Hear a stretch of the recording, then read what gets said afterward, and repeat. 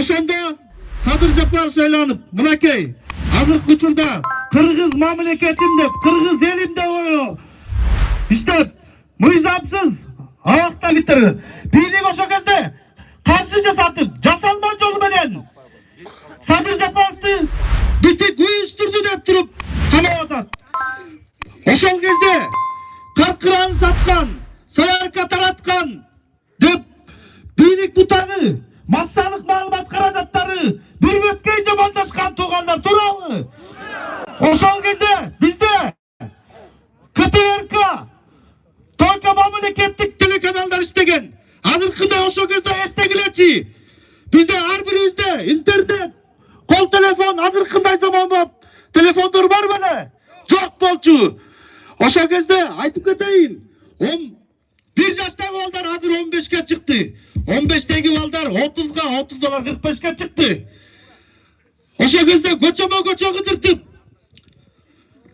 айыл өкмөтү, айыл башчыларын баарын чыгартып, ар бир айылга чогулуш өткөзүп, Садыр Жапаровду бир бетке кылып жамандашкан. Ошо жамандагандар азыр айласын таппай турган кез. Мынакей, чындык өлбөйт экен туугандар. Кыргыз эли колдоп, Кыргыз мамлекети колдоп, Кыргыз үчүн күйүп, жалпы көлдүк көл эмес, кумтөр үчүн эмес, чегара маселелерин канча көтөрдү эле. Ошон үчүн Кыргыз мамлекетим деп мыйзамсыз камакта жатат. Тегебаев, Атамбаевдер келгенде жумуртка менен түптүктөр сокту деп чыгышкан. Муну да эске алалы. Садыр Жапаровдун кишилери сокту деп чындык ачыкка чыгып отурат го. Чындык ачыкка чыгып отурат. Уюштурган бийликтин ошол кездеги тедяктан келген Караколдун базарында жумуртка калбай алган. Анча-мынча 10 ошол кезде аялдар бар эле. Алардын баарын таанысыздар. Жасалма жумуртка менен соктук деп төпөлү уят кылбады эле. Түптүктөр жумуртка менен сокту деп. Биз түптүктөр жумуртка менен сокпой, биз түптүктөр ошол жерде 5 күн туруп Садыр Жапаровду депутат кылып шайлабадык белек. Чечим кабыл албай аткандарда ушул жерде чогулуп туруп депутат кылганбыз. Көп сөздүн кереги жок. Буга чейин дагы сүйлөөчүлөр бар экен. Урматтуу туугандар, биригели, ынтымактуу бололу, келечекти ойлойлу. Мындан кийин түптүктөр алдыга бар үчүн умтулалы, келечек үчүн, балдар үчүн умтулалы.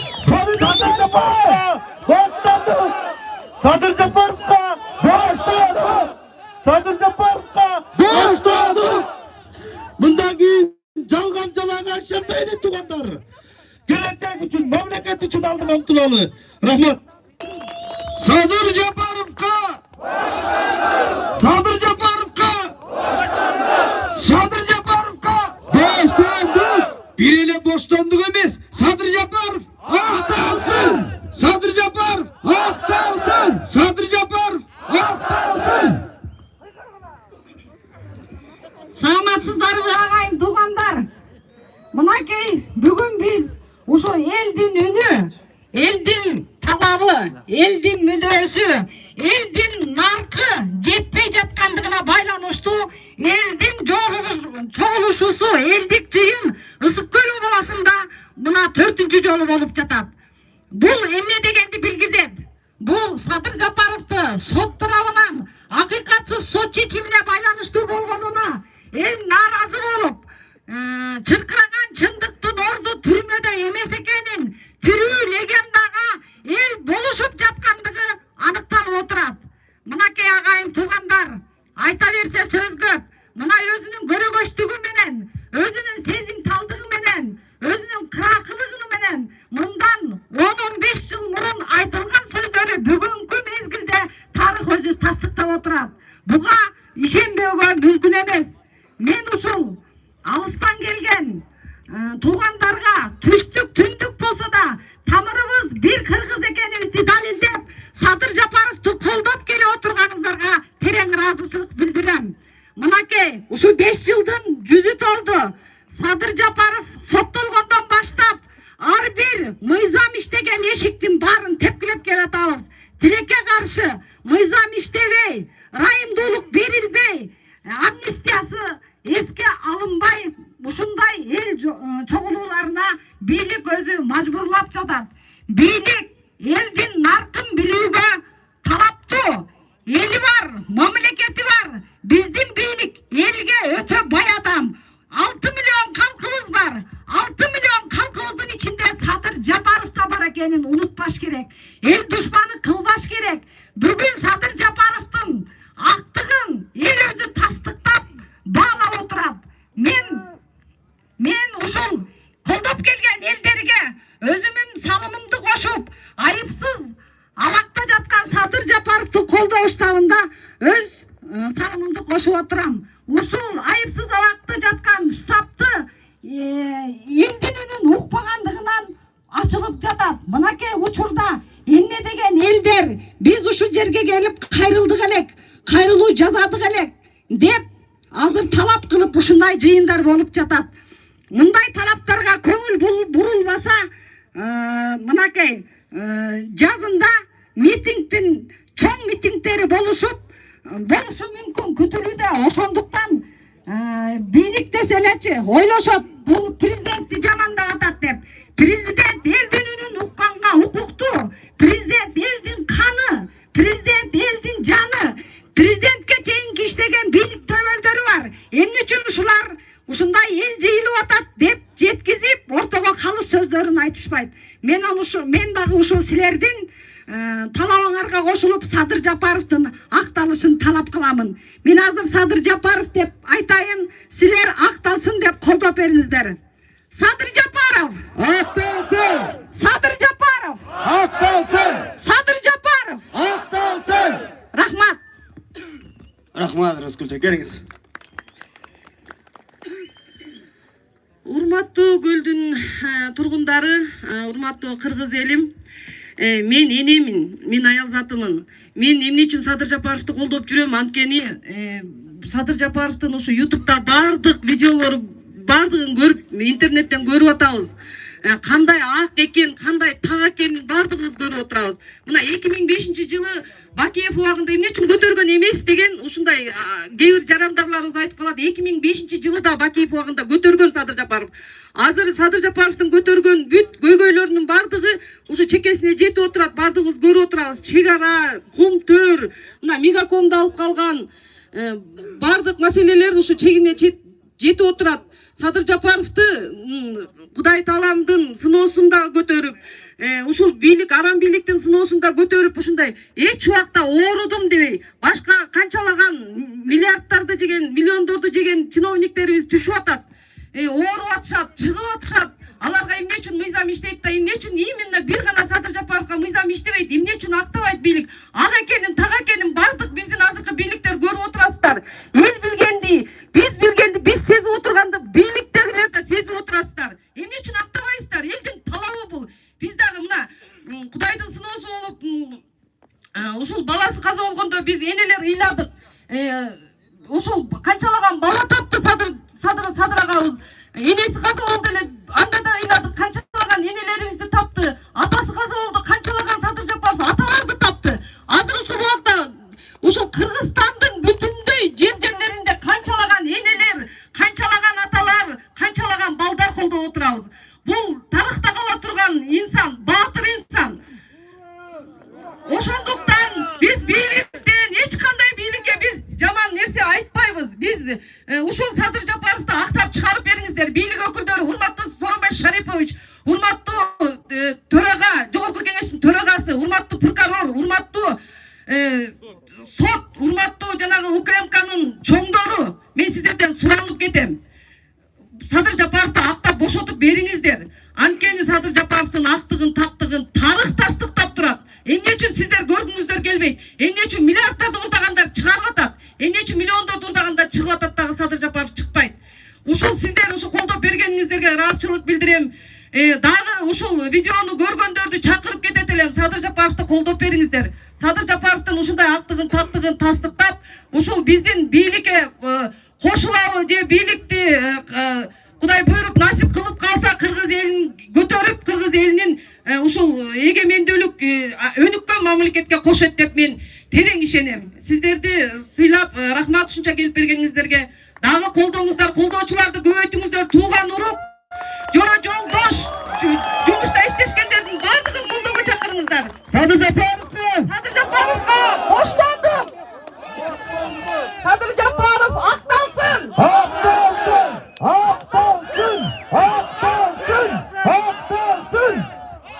Рахмат, эжекелер. Эмне демекмин? Эгерде Садыр Жапаров Баткенде болгондо бир күн түрмөдө жатмак эмес. Бир күн жатмак эмес. Биз Садыр Жапаровдун идеясы менен Шамбесай алтын кенини жаап, ошо жерден бүт австриялыктарды сүрүп чыкканбыз. Сүрүп чыкканыбызда биздин эки жараныбызды камап койгондо 2 сааттын ичинде жолду бууп туруп чыгарып алганбыз. Кандай силер ушу кыргыз эли үчүн күйүп атса, бүт Ысык-Көл үчүн күйүп атса, силер уктап атасыңар, Бет барбы? Кече келди. Кыргызстанга 4,5 миллиард АКШ долларын өткөзүп берем деп келди.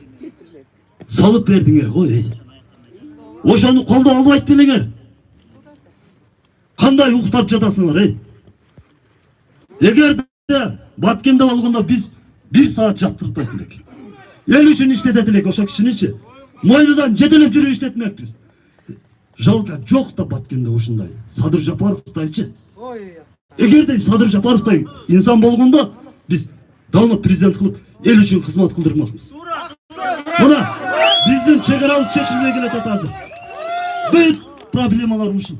2005-жылы айткан Садыр Жапаровдун ар бир айткан нерсеси болуп атат. Мына биз кичине уктап жаткан болсок, Лейлек анклав болуп калат. Тажикстанды аралап өткөнгө туура келип калат. Мына дагы кичине уктап жаткан болсок, Кумтөр бүт жок болуп кыргыз кул болот. Же жалганбы? Бир эле катастрофа болгон болсо, Өзбекстан менен Казакстанга кеминде 75 жыл компенсация төлөп беребиз. Айлык албайбыз. Урматтуу СМнын балдары, 10-чы отделдин балдары, эч кимибиз айлык албай калабыз. Кул болуп иштейбиз. 75 жыл. Кул болуп иштеп, ошолорду багабыз. Ошолорду дарылайбыз. Ошондо эмне болобуз? Кул болгондо ойгонот экенбиз да биз. Туурабы? Давайте андан көрүп ойгонуп, президенттен суранайлы, айтайлы. Обязательно провокация кылып бир жерди басып албайлы. Биз туура жол менен барып президенттен суранып, мына чечип бериңиз, ушунча элибиз ойгонду. Мына биз барбыз, Садыр Жапаровдун колдоочулары барбыз деп туруп ойгонолу. Же биз ушинтип уктап жата берсек, же казактар келип бизди ойготобу? Же өзбектер келип бизди Садыр Жапаровду бошотуп береби? Ушу 120 депутат, 44 министр, президент, аппарат жетекчилери менен Садыр Жапаровдун бир тал чачына тең эмес. Ура! Тең болгондо качан Кыргызстанды өнүктүрөм эле? Давайте ойгонайлы. Рахмат. Келиңиз. Урматтуу халайык калың журт. Мен 7 айынан келдим, атым Өмүрбек Байжумашев. Бул жерде өтө чоң эмоция менен сүйлөп аткан конокторду көрүп уялып отурам. Бизде уят жок, дагы уялып атабыз. Өлдүктөр. Мен бир нерседен баштайын. Бул күнү бул Баткендик иним айтып атпайбы? Чек араны тактап жүрүп, вице-премьер-министр өзү айтып атат. Айыл өкмөтүнө айтып атат: "Эй, сенин бир туугандарың митингге чыгып аралаштырып, сен деген ошону тыйбайсыңбы?" деп. Бизде мурунку салт азыркка чейин калып атыптыр да. Бийлик бети күйбөй туруп ушуну айтып атат. Ай, Садырды ушинтип камабадыбы? Ой, 1000 километр, көлдө эмес болчу ал. Кыргызстанда эмес болчу. Четте жүргөндө, ой, көлдөн ушундай митинг болуп атат, сен ушуга күнөөлүсүң деп камап атат да. Же жанында турбаса, жок болсо, бензин ташып атса, көрбөсө, билбесе, аны деген сен деген туугандарың, сенин өлдүктөр ушинтип атат деп камап атат. Ага өзүн чыкпай отурабыз. Ооба деп баш ийип берип атабыз. Ал эми барымта кылынган өзү Эмилбек Каптагаев айтып атат: "Ой, анын күнөөсү жок." Жок, күнөөлүү. Баары деле күнөөлүү. Эми баягы бияктан дагы айтып атышат. Раматылык Нуркожо атабызды, Ажы Нуркожо атабызды тааныч элем. Өзү чүкөдөй болгон киши болчу. Тыпыйган, таза, сыйта сакал татынакай киши болчу. Бул өзү чүкөдөй болуп алып, ала тоодой болгон эркек баланы тарбиялаптыр. Мен жантан өрүй алып атам, мен эми сыймыктанып атам ушул бала менен. Туурабы? Өзү кичинекей киши бөлдүктөрдү ушу туу туткан бир татнакай баланы тарбиялап өстүрүп, эрежеге жеткириптир. Эми ойгонолук, ага туугандар ойгонолук. Булар айтып атат, кыйкырып атат, боштондук, давай деп. Ойгонолук биринчи. Эң биринчи ойгонуп алып, андан кийин анан кыйкыралык. Ойгонгула. Туура айтасыз ата. Туура айтасыз. Не дегенде бекеринен жана Гүлзат Мамытбек ырдап чыккан эмес да, тура кой кыргызым, тура кой деп. Ошону алып келип биринчи ушул жерден ырдатып туруп анан ойгонуш керек болчу да, могу өлдүктөрчү. Ага чейин ойгонбойбуз. Азыр бул жерден кеткенден кийин ушул жердегилердин бир 15% деп үйүнө барат да баягы чай ичкенден унутат. Бирок унутпайлык. Артка жол жок. Эртең могул жерде турган 70-80ге таяган аталарыбыз көп болсо 5 жыл, 10 жыл жашайт. Алардын көзү өтүп жер астында кете берет. 60 жаштан жаңы төрөлгөнгө чейинкилер Кытай үчүн эмне болобуз? Жаңы төрөлгөн балдарыбыз тамак болот. Биз алардын ошол өзүбүздүн балдарды ошолорго тамак кылып кууруп берген малай болобуз. Дама хозяйкасы болот биздин кыздарыбыз, аялдарыбыз, жеңелерибиз. Ошон үчүн келгиле, урматтуу көлдүктөр, кыргыз элим ойгонолук. Садыр Жапаровго! Садыр Жапаровго! Садыр Жапаровго! Кийинки сөз нарынан келген Бакай деген агабыз бар экен. Уруксат болсо нарынан келген Бакай агабызга жана Ак Судан келген Рыскелди агабызга берелик. Ак Судан келген Рыскелди ага. Келиңиздер. Урматтуу мекендештер, мен ушунча кишилерди көрүп алып абдан ыраазымын. Садыр Жапаровго күйөрмандар, ассаламу алейкумдар. Урматтуу айыл туугандар, Садыр мага эч ким эмес, бирок мен үчүн күйүп, мен үчүн отурат ушул убакта. Мен жанагы жаназада сүйлөгөн сөзүн угуп алып туугандар, ким менен ыйлагам? Эй көлдүктөр, ойлонгула! Мындай жолборс үчүн өлүп бергенге да дайын.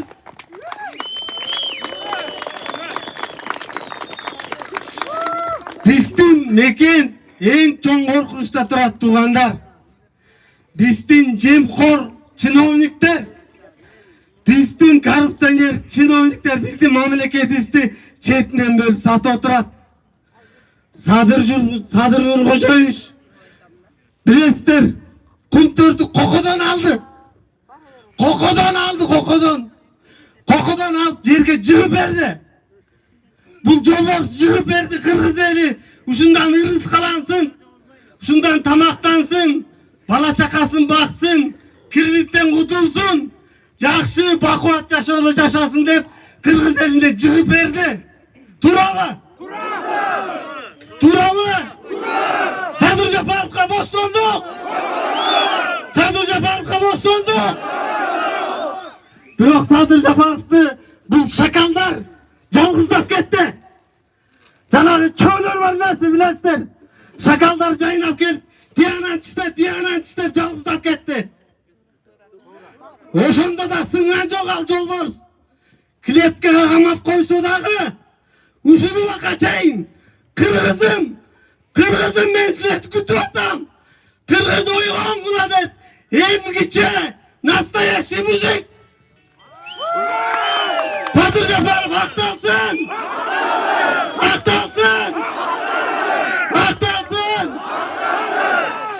Нуркожо атаңан кече мен Кең Суу айылына барып, Садыр байкенин үйүнө жатып конок болуп кеттим туугандар.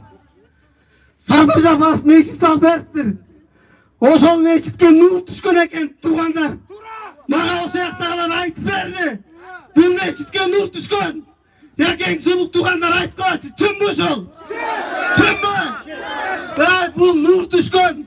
Атасынын аты Нуркожо. Нурдун кожоюну деген сөз ал. Ошол Нуркожонун баласы Садыр. Урматтуу агайын туугандар, бул биздин кыргыз элинин эң чоң дөөлөтү, эң чоң байлығы. Мындай батыр 1000 жылда да жаралбайт. Бұл Манас, Курманбек, Сейтек деген батырларға барабар батыр. Сынбайт, билет, мұны бары билет. Біздің саясатчылар да билет. Мен күтө албайм, кечирип коесуздар. Мен ага чейин күтө албайм. Булардын шайлоосу чыгып, шайлоосу башталып, анан Садыр акталып, анан жеткиче дагы 30 жыл күтөлү. Дагы 30 жыл күтөсүңөр, я туугандар. Күтөсүңөр, айтпачы. Жемкорлор, жол бошоткула. Биякта Садыр деген жолборс келтат. Садыр деген батыр келатат. Өзүңөр бошотуп койгула. Силер Садырды билесиңер. Садыр Нуркожоевич депутат болуп жүргөндө өзүн кандай алып жүргөн? Кандай сөздөрдү сүйлөнгөн? Кандай акчаларды көргөнсүз эле Садыр Нуркожоевичка? Ошондо Садыр Нуркожоевич ошол акчаны алып алып, жети өзүнөн кийинки 7 поколенияны багып жата берет эле. Жетет эле ошол Садыр Нуркожоевичка. А Садыр Нуркожоевич не деди? Жок деди. Мен муну албайм деди. Бул деген тарыхтын астында жооп бересиңер деп, сотто да тайманбай, сынбай ушуга чейин кыргыз элин күтүп отурат. Мына Баткендик бир тууганым айтып кетти. Баткендик бир тууган не деп айтты азыр? Биздики болгондо биз 1 саат эмес 1 мүнөт отургузбайт элек. Бирок мен ишенем. Көлдө деле ошондой намустуу балдар бар. Барбы? Руат агайын туугандар, учур келди, убакыт келди. Болду жетишет жемкорлорго 30 жылдан бери алданып келатабыз. Биз булардын шайлоосуна ишенбейбиз. Булардын жанагы жүргүзүп аткан реформалар баары калп. Булар бизди инвесторго сатып атат. Инвестор башкарып атат Кыргызстанды. Эгер Кыргызстанды кыргыздар башкарганда мындай болбойт эле да. Туурабы туугандар? Кумтөр деген булардын оозторуна тыгып койгон чыбаргабы Садыр Жапаровду чыгара көрбө деп атат. Садырды чыгарсаң баарыбыз өлдүк деп коркуп турушат булар. Урматтуу аким, бекер кетип калдыңыз. Ушул сөздү уксаңыз болмок. Жанагыларга жеткизсеңиздер болмок. Мына оргондун балдары турат.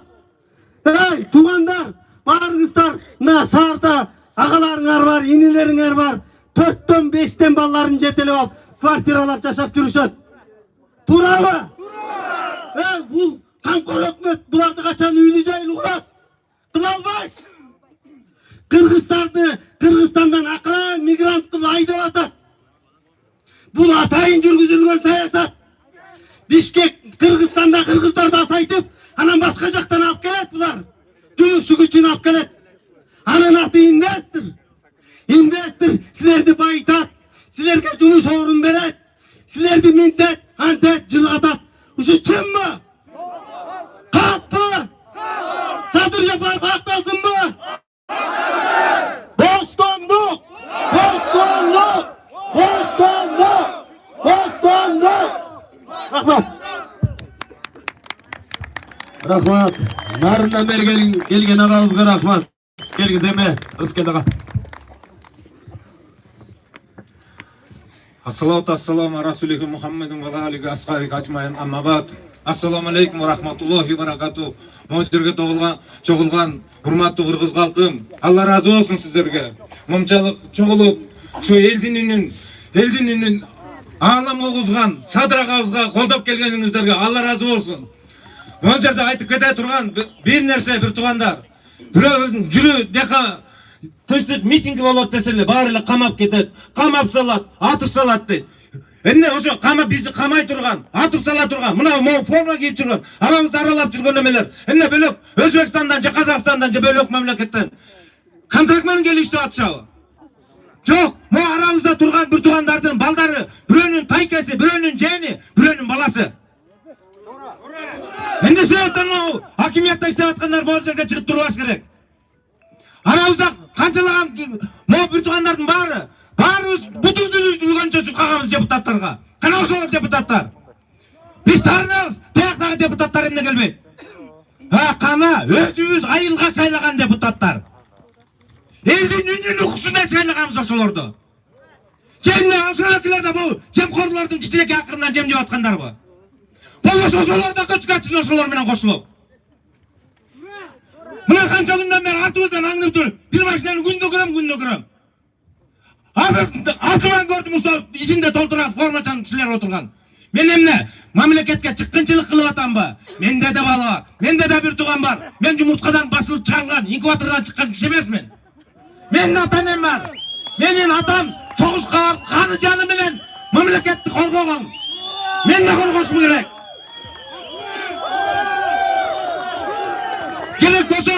Керек болсо бир туугандар, ушул Садыр агабыз өзүн соттон ийген соттун келечек муун үчүн кам көргөн адам. Мына бул жерде көп кишилер айтышат. Кет, элин жерин сатып. Мен да ошолордун бири болчумун. Укмай көрмөй телевизордон угуп, гезиттен окуп. Мен бул жерде досторум жүрөт. Мен ошол балдарга айткам. Жерин саткан киши элине жакшылык кылмак беле деп. Бир видеосун көрүп алып түшүндүм. Мен бар менин.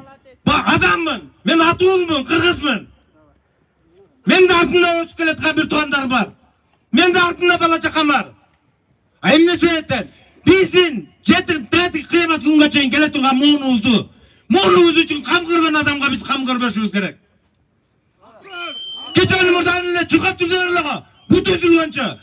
Мол шайлабасаң момдой болосуң, дигин шайлабасаң дигинде. Ана ошол кишилер. Эмне себептен айылдын депутаттарын качап ала келбейбиз? Жемне алар бөлөкпү? Андай болсо кетсин ошолор биринчи. Элдин үнүн райондун үнүн областка жеткизе албаган депутаттардын эмне кереги бар бизге? Мына мекенге чыккынчылык кылып 20 жылга соттолгон адам эмеде жүрөт боштондукта. Эмне чыккынчылык кылды эле? Биздин келечегибизге кам көргөн адамбы? Кам көргөндүк үчүнбү? Бир туугандар, могул улуу муундар, Facebook ар жакка жазасыңар, жаштар тургула. Ошол жаштардын ушундай кайдыгер болгонго биз сиздер менен өзүбүз күнөөлүүбүз. Эмне себептен дегенде, бир бөтөлкө аракка добушун саткан адамдарды көргөн мен. Бир добушун, бир бала чакасын коштуп саткан адамдарды көргөн. Эмне себептен баягы ошоке катабыз оңдуп кеткенге кадам шилтебейбиз дагы. Көчөгөнү тигиге чуркап туруп эле бүгүн бетимге өттүгө чектиктеп турабыз. Мен мына калып чыгардан мурун илимдүүлөрдөн сурадым. Көп кишилер айтты, диндеги адам саясатка аралашпайт. Акыйкат деп эленип атты, каяктагы саясат? Ким көрүп атат бул жерден саясатты? Ата-бабабыз тетиги албустактан бери биздин жерибизди сактап келген. Кенеде бир карыш, бир кадам жер үчүн канын жанын берген. Биз эмне болуп баратабыз бүгүн? Бир туугандар, эмне болуп баратабыз? Көзүмдү көрбөсө көчүгүмдү бөрү. Эртең келет ошол бөрү, могул жерде турат. Чузотко баштарын карга тыгып алып, эшиктин жанынан бетин жарым чыгарып кой. Чык адамсыңбы? Кыргызсыңбы? Чык кыргыздын алдына. Эмне себептен болду? Мына экономика өсүп атат. Каяка көрүп атасыздар экономика өскөнүн? Могул жерде тамеки чеккен, могул жарымы чегет. Айткылачы. Айылда 5-6 киши чогулса, кесип жалап отурбайсыңарбы? Ортого бир баштык макырганы коюп кой. Жандай эмеспи? Мына бир 2 жыл мурун ашып кетсе, чөнтөңөрдө фильтр тамек полет болсо да бар болчу. Бүгүнчү унуң менен кичиң чоготуп тамек чегип атасың макырка. Жандай эмеспи? Айланып кеткен улуумун, ортомун. Арыкта баягы дөңгөстү кылып калса артында чырпык жыйнала берет. Ошо дөңгөстөр биринчи акпайсыңарбы? Акпасаңар мындай чыгып туруп көчүп кеткиле. Жаштарга жол бергиле. 20 жылга чыккынчылык кылган адамды эркиндикте жүрөт. Эркиндикте бир туугандар. Өзүңөр мындай телеканал көргүлөчү. Бүгүнкү күн бар, эртеңки жок эмес. Аллахым насип кылса эртеңки күн таң атат. Эртеңки күндүн жакшылыгын көрөсүң. Ошол күнү карындашыңды, бир туугандарыңды алайсыңарбы? Анда Кытайлашып кетели такыр Эй, тарыхта бар го. Кытай коркконуна, Кыргыздан коркконуна чеп салганды. Эми биз Кытайдан корколубу? Өзүңөр көрүп билип атасыңар. Балдарды бышырып жеп атат.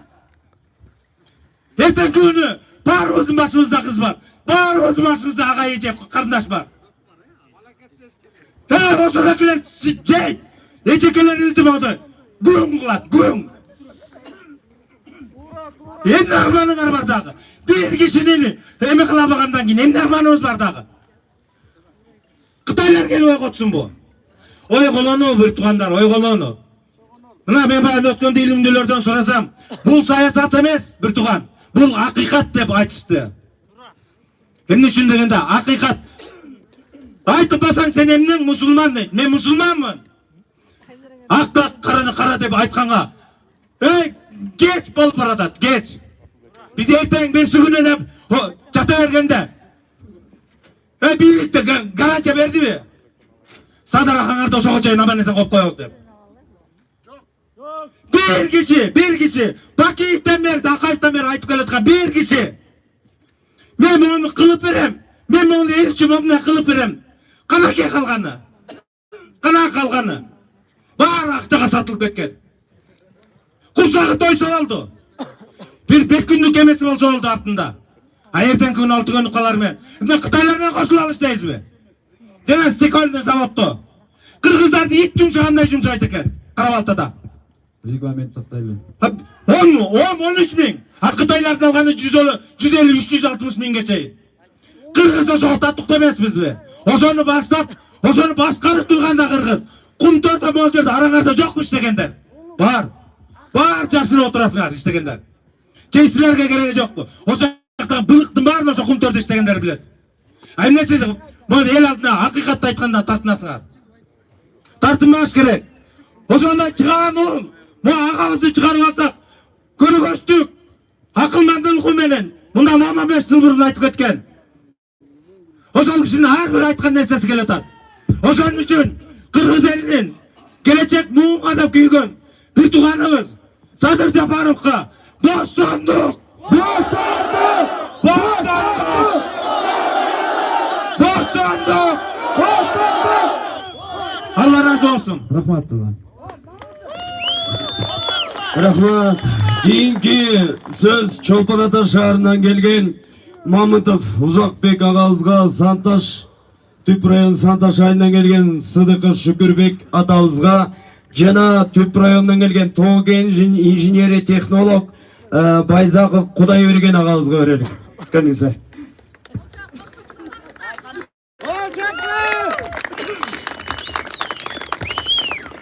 Assalamu alaikum қалай қалқ Кыргыз елім. Мына мен бүгін ушул жерде туылып өскен айылымда тұрам. Азыр мына 23 жыл болуп Чолпонда тұрам. Ушул туылып өскен айылымда тұру азыр мен разы болотам. Ушул эл ойгонуп, эл кайдыгер эмес, Кыргыз эл өзүбүздүн жашообузга кайдыгер эмес экен. Бүгүнкү күндө эл эмнеге кантип ойгонду десем, ар бирөөндө чөнтөк телефон бар. Ар бирөө көрүп атат, акыйкаттыкты, чындыкты көрүп атат. Садыр Жапаровдун сүйлөгөн сөздөрүн баалап атат. Баарын, ар бир сөзүн баалап атат. Мен мисалдарды туура эмес кишилердин баарын алып келишти. Бүгүнкү күндө мына ошол башаламан болуп атат. Садырдай жигиттер, мекенчил жигиттерди алып келгенде жашоо жакшы болмок. Биз ошондо айтканбыз убакыт бийликечи. Азыр силер легитимдүү эмессиңер, легитимдүү эмессиңер. Кумтөрдү барып Кыргызстанга кайрып алалык. Кумтөрдү мына моундай болуп атат деп айтканда Каптагаев коркуп, ой, болбойт андай деп баардык бизге каршы чыккан. Биз ошол жакта эшикти кайтарып жүргөнбүз. Мына моякта Бакай деген жигит жанагы ыйлап сүйлөбөдүбү? Ошол жигит мени келип туруп, жогорку кеңешке киргизип туруп, ошо эшикти кайтартып койгон. Мен анткени кире албайт болчумун. Биз ошончолук мекенчил болгондон кийин кой эми жакшылык болсун дедик да. 26 жашыман баштап мына Кыргыз элине күйүп жүрөм. Ошол окуялар болгондо 90-жылы миңдеген адамдар жетектеп площадька бардым. Башаламан болуп кетпесин деп. Жанагындай провокация болбосун деп. Ошолорду апарып туруп, Жумагуловго доклад берип туруп, мына эл аман келди деп туруп, анан чыгып кеттик. Эми азыр айтарым деген мына Садыр акебиз Верныйға, Алматыға, Кыргызстандың о Скөлдің балдарын апарғанда, андан сұраптыр, ай, эмне өзің балдарың жоқ деп. Ай, малчылар үйде қалды. Ел башқара тұрған. Мекеншілдерді алып келдік оқуға деп, ошондо Садыр акебиз айткан. Ушуну билип койгула. Ана мен айтарым деген мына Каркара кетип атканда өз айылыма бардым. Менин элим негизи Чоң Таш. Ата энем туулуп өскөн айылына бардык. Ой, Каркара кетип атат. Могу жака деген Бишкектен митинг келди, эме кишилер келди. Текебаев деген Бек кимдер? Болот Шер жана башка Отунбаев алар. Бир чыгарып угалык сөзсүн. Анан деген биз дагы өзүбүздүн оюбузду айталык деп. Элди чыгара албай койгон мен. Ишенесиңерби? Мына универмактын маңдайында деген провокация кылып, могу бийликтеги аким, зама кимдер, кимдер, губернатор элге каршы тукуруп, ошоктан Мухар Шалтаковичти жакалап, тиги Каду деген сарбулактык кеме афганистерди тукурган, афганистерди кетиргиле деп. Мына айтып коеюн. Микрофонду жакындарма. Элим, айтып коеюн. Биз азыр кайдыгер болбошубуз керек. Жанагы азаматтар сүйлөп кетпедиби? Баары тең. Сатылбаш керек. Болду, жетет. Азыр биз партияларды көрдүк. Эл үчүн иштебейт экен. Алар бийлик үчүн эле бийликке келип алсак деген эле ой болот экен да алардыкычы. Ошон үчүн ойгонгула. Биз бул азыр мына мен 56-га келдим. Жаштардын баары мына уже 30 жыл болду Союз урагандан берчи. Жаштардын баары деген бөлөк ойлонуп калышты. Мисалы, ата-энеси деген базарлап жүрүп, аларга да жакшы тарбиялап, билим бере алган жок. Бүт билимдин баарын өзүңөр көрүсүңөр. Акчага сатып алып, бүт баары жакшы окуганды да жок. Эми бар да арасындачы жакшылар. Бирок калгандардын баары эле мындай эле окуду. Эми силерге айтасым дегеним, мына мен могу балдарга да ыраазы болуп отурам. Ушу талант деген блогер жигитке дайыма чагылдырып жүрөт ушу элдин көйгөйүн, муун. Мына бул жигиттерге да ыраазымын. Мына моякта дагы иним турат. Бул да ушу жогорку кеңешти кайтарып биз менен үмүт кылганбыз биз. Ошолор бизге жакшылык кылып берет деп. Канча жыл мына өтүп кетти. Ошондон бери алар жакшылык кылгандын ордуна бүт туура эмес кишилерди алып келбедиби бийликке? Азыркыга чейин мына оңоло албай жүрөбүз. Сооронбай Шариповичке да айткым келет. Сооронбай Шарипович, Садыр Жапаров деген накта кыргыздын чыгаан уулу. Ошого ойлонуп туруп өзүңүздүн колуңузда турат. Ошол бир эле кол койгон. Эми аягында мына мен айтып кетейин. Азыр мен Ысык Көл областык спорт Олимпиада резервдеги спорт мектебинин зам директору болуп иштеп атам. 2 жылга кетти. Мени казак жигит жумушка алды. Ай, сиз мекенчил экенсиз, ушу кесибиңизде ушуга келет экен. Сиз спорт мектебинде иштеп бербейсиз деп. Иштеп атып мен 3 айдан кийин баягы убактылуу бийлик койгон Канат Аманкулов деген убактылуу бийликте зам генеральный прокурор болчу. Азыр бизде башкарып турат спортту. Ысык Көл областык мектебин жоём, ликвидация кылам деп мына биз токтошуп жүрөбүз. 1 жылдан ашты, уже 2 жылга кетти. Бизге Ысык Көл областына областык Олимпиада резервдеги спортчулар керек жок. Бул эмне дегени? Спортту жоюп аткандан кийин бул биздин элдин деген ден соолугу. Биздин балдарыбыз 1000ге жакын балдарыбыз бар. Алар деген биздин келечегибиз. Спортту гана ден соолугу машыгып калат балдар деген адам болуп жакшы чыгалат. Ошолорду көрүп деген балдар үлгү болот. Талап беке, регламент сактайлы, убакыттарды байланышты кыскарталы. Анан рахмат силерге, рахмат сөз берип аткандарга, рахмат. Айтып кеткен деген эртең вице-премьер-министр мени чакырды. Карындашыбыз. Узага келгиле деп жазып коюптур. Эртең биз барабыз. Ошол жактан эми акыйкат чечилбесе мына элдер баарыңарга айтып коеюн. Биздин спорт мектебин ликвидация кылып атат, жоюп атат. Оштукун, Баткен, бөлөк чүйдүкүн жөнүнө атын өзгөртүп коюп атат. Региональный деп. Асанды Үсөнгө. Биздики такыр жоюп атат. Анткени бул 20 жылдан бери иштеп жүргөн жанагы директор казак жигитчи. Ошол деген мекенчил экен да. Спортту көтөрүп, спортту эметип жүргөн. Регламент сакталуу. Ошон үчүн биз азыр спорт мектеби үчүн күрөшөбүз до конца. Рахмат. Рахмат. Садыр Жапаров кошулсун. Садыр Жапаров акталсын. Садыр Жапаров акталсын. Бирок мен бул жерден дагы нерсени айтып коеюн. Бул жерге чыгып ар ким өзүңүздүн жумушуңардагы проблеманын кереги жок. Биз бул жерге Садыр Жапаровду колдоо тынчтык митингине келдик. Садыр Жапаров тууралуу гана сүйлөйүк. Урматтуу калайык калк. Мына жерде биздин мурда чыгып сүйлөгөн биздин мекенчил атуулдарыбызга, мекенчил жарандарыбызга, кыздарга, келиндерге, абаларга чоң ыраазычылык билдиремин. Жердештердин атынан, мына Садырдын жердештердин атынан. Мына жерде мен сөзүмдү кыскараак кылганга аракет кылайын. Мына жерде силерди көрүп, мен ичим жылып отурат. Демек бизде дагы кайдыгерлик деген, көңүл коштук деген кичине жоголуп баратыптыр. Анткени биздин дайыма кендирибизди кесип келген кыргыз элдин кендири кесип келген. Дал ушул көрө албастык, кайдыгерлик, көңүл коштук деген мисал келтирейин тарыхтан. Балбай Баатыр деген ким эле, билесиңер? Балбай Баатырды дагы көңүл коштук кылып, көрө албастык кылып отуруп, тиги текестен кыргыздар кармап берген, орустардын колуна салып берген. Андан берки 20-жылында кайрылалык. Кичине тарыхка кайрылалык. 38-жылы кыргыздын элитасы кеткен. Мына дал ушул Садырдай болгон элита жап-жаш жигиттер 30 менен 40-тын ортосундагы Жусуп Абдурахманов, Тыныстанов, Орозбаков, Абдыкадыров, Төрөкул Айтматов сыяктуу гүлдөр кеткен, кыргыздын элитасы кеткен. Дал ушу биздин кайдыгерликтен, чыккынчылыктан, көңүл коштуктан кеткен. Эмне? Кезек Садырга келди. Ушуга жол беребизби? Жол бербейбиз, эч качан жол бербешибиз керек. Уктап жата берсек, Садырды мерт кылып койбойт деп эч ким койбойт деп эч ким кепилдик бере албайт. Аны биз көргөнбүз камаганда. Туурабы? Эми Садыр жөнүндө айтайын. Мына Садыр депутат болгондо көрө албас, дал ошол эле биздин өзүбүздүн жердештер эчен легендаларды чыгарган. Садыр каркына сатып жиберди. Садыр деген дагы эмне кыл деди? Садыр деген саяркасын таратып берип туруп кайра акчасын жыйнап алды. Ушул сыяктуу дагы ушуга ишенесиңерби силер? Эч ким ишенбейт. Бул муну легенданын баары тең төгүнгө чыкты. Ким акчаны жыйнап алганын, ошол шайлоого кеткен акчаны кайра ким жыйнап алганын азыр баарыңар билесиңер. Каркыраны ким сатканын баарыңар билесиңер.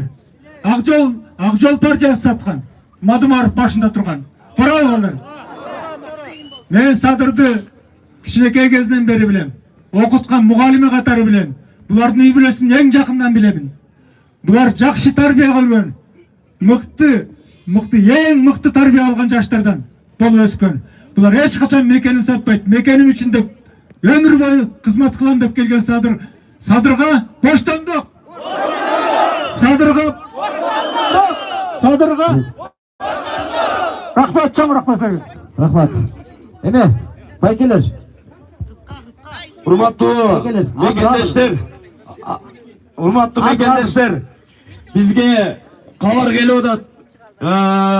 Садыр агабызды эрте жоготуш керек деген министрликтен бир ушундай сөздөр болуп, министрлердин тетиякта чогулган көпчүлүк министрлердин, бийликтегилердин ушундай өзүлөрүнүн бир сүйлөшүүсү болуп атыптыр. Ошол себептен келгиле. Эртели күндү кеч кылбайлык. Эрте. Урматтуу туугандар, азыр бир маалымат угуп атабыз, Садырды убурайт надо деп атышыптыр да, уже өлтүрүп коюш керек муну деген сөздөр айтылып атыптыр тетиякта. Ошону чоңдорубузга мен азыр Сооронбай Шариповичке, Асылбек Шариповичке, ошонун агасын башкарып отурган Асылбек Шариповичке айтам. Токтоткула мунуңарды. Садыр аганы бир жал таш түшсө, мояктан анда мен башымды сайып берем деп айтты эле өзү. Мени бир зыян келтирсем, мен башымды сайып берем деп айткан. Карганбек Самаков сураганда, мени керек болсо үй бүлөм менен атып койгула, мен ошого үй бүлөмө да расписка жазып берем деп айткан. Мен де ошол сөздү айтам туугандар. Мен де үй бүлөмө айтып келдим азыр. Мен өлүп же, камалып же бирдеме болуп кетсем, мен де ошого жергиликтүү бийликтегилер эсигерге келгиле Садырованын бир дал жатышчысы болсо дарынбаган айтып коеюн аяктан. Каныңарды ичеңиз айтып коеюн. Токтотуп алыңарды.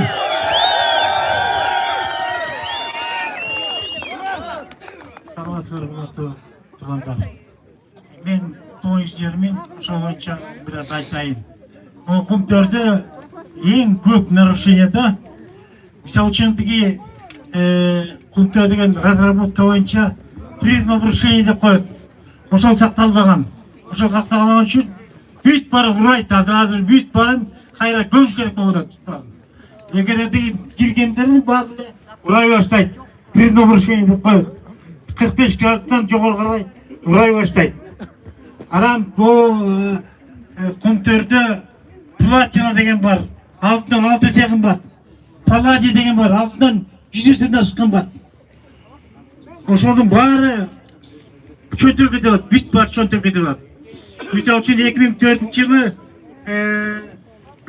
заливщиктер 154 тонна алтын чыкты деген. Анан канадецтер чыгып 54 тонна алтын деп. Анан Кыргызстанга киргенде 20 тонна болуп калыптыр да. 1 жыл андан кийин бүт баарын басып, бүт баарын ошонун баарын алмаштырып, баарын эметкен да. Ошонун баары канча кетип атат алтын сиздер ушуга чейин эсептегиле. Ошон үчүн бул чоңдордун бүт баары замешан ошого. Ошон үчүн биз деген Садырды чыгарып президентке чейин биздин түрктүү эметчилик колдошубуз керек. Рахмат. Кийинки сөз Жомбулак айылы Жетегиз районунан келген Садабаева жүрсүн деген эжебизге Аккучкурдан келген Бешекеев Керимбай деген. Аккучкурдан келген Бешекеев Керимбай. Жана Аксудан келген Сыдыкова. Аксудан келген Сыдыкова келгиздер. Саламатсыңарбы, халайык калк, бир тууган, Оштон келген боордоштор, силерге абдан чоң рахмат. Башым дейip таажым кылам. Эмне дегенде мен Ош жергесинен Араван айылынын картошкасын, пиязын, Шамалды сайдын агуртсу, перестен баарын ташыйбыз.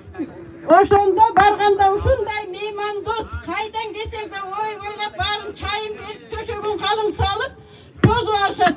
Ушу келген Оштон келген бир тууган, биз бир элбиз, бир жербиз. Мына Оштода Когурат деген уруу бар. Ошо менен таанышып, катнашып, Жетегиз областындагы барыш келиш катнашты бекемдеп атышат. Былтыр да ассоциациясы болду.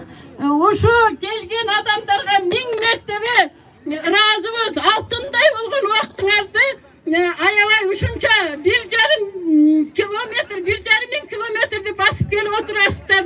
Абдан чоң рахмат. Аман болуңуздар, бар болуңуздар. Мен эми ушу жерге Садырды депутаттыкка шайлаганда Жомбулак айылынан ушу түпкө келдим эле. Ой, биздин түп районунан төркүндөр менен бир депутат чыгаттыр. Барып колдойун деп келген. Мен Токтоянадына Шапак Белектин тукуму болом.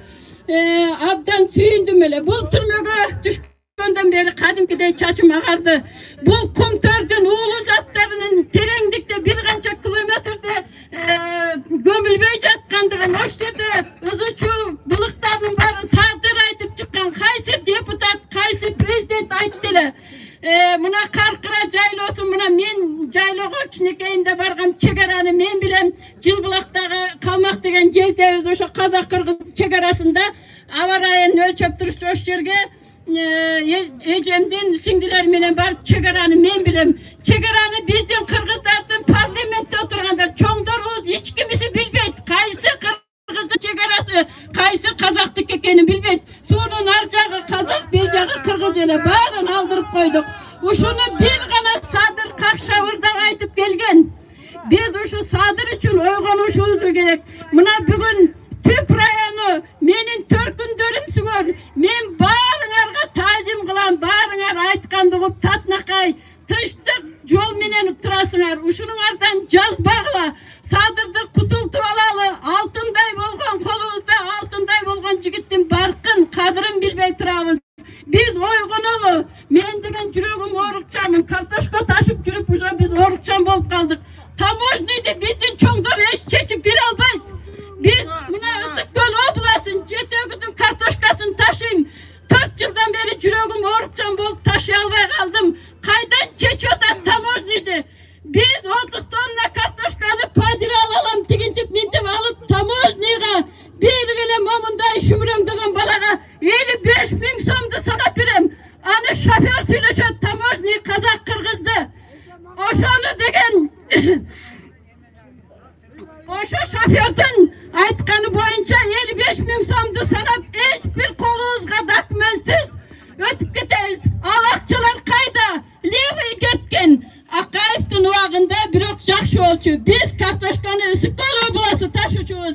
Келген жолу менен Бакиев келди да бүт барын хабайт этип таможнийдин барын жапты.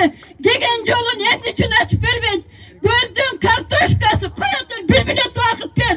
Элдин жашоосу бул, биз элге керек, сен тийбагын. Мага 2 мүнөт бер.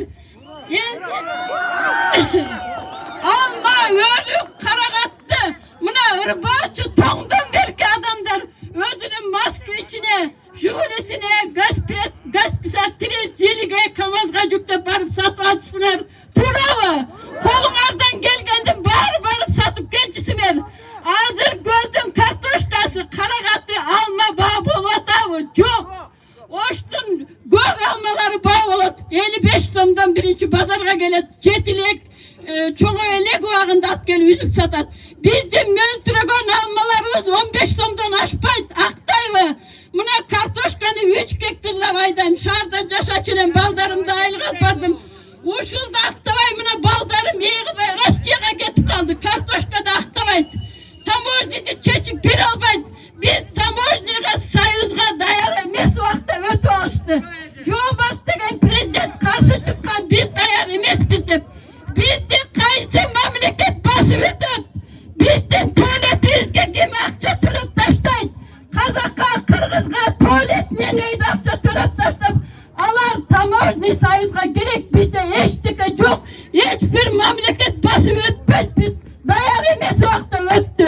Muna bizdi buup kaydı, kan buğanday kegen tamozniydi. Buğdu Ысык көлдөрдүн жашоосу ылдыйлагандан ылдыйлады.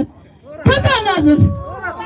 Sadır gana aytып urdap kelgen, Sadırды koldoylu, bağırınar, uktavagla. Men uşu çürögüm orup 6 ay sayın jatam.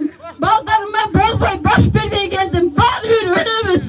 Gelip bolsa uşu Sadır Japar üçün başımdı kurmandıqa çalganga baram. Zaten tarıfına alamın. Sadır Japarov'da gene deydağı Soronbay Şaripov'ga tüzden tüz kayrılan. Göçüktörün 5 yerinden kıssın. Bir gana talın taçına da değişmesin. Boşotsun. Dışçılık yolu bilen boşotup. Takta tuğra taza boşotup versin bizge. Mangdayızga. Eğer de munday kılatırgan bolasa ertenden başlap biz uktavay Ağuyga barışımız gerek. Bağrımız uktavayla. Oy oğullar, baralı, altınday bolgan balağızdı joğotup albaylı. Karaglaçı, men oşko barganda deputat şaylaydıken, bular oşonu baştan jelkilep trebuyt etşet. Bizge mo köprü jolda oňda dep ayıl şaylap, 50 som 100 somdan çoğultup ayıldan 5-6 attı başlığını parlamentke jönötöt. Biröөнүн balası uğurup kalsa, çakırsa, bunun orduna biri gelmeyince bul sırat. Anam bul ketet. Kayra oşon parlamentke girip ruhsat alıp kol koydurmayınca oşlar getmeyt. Biz şaylap koyganda biz şaylagan deputatты da tanımay kalabız. Bilbeybiz. Kimdi şaylagandı. Miksomda alıp koyabız da turabız. Davaydı Sadır Japarov'ды boşotalı.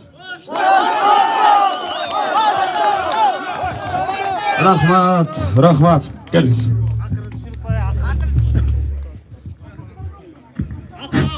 Salamatçılar kızlarım. Salamatçılar kızlarım. Ana kolga çalgalaçı.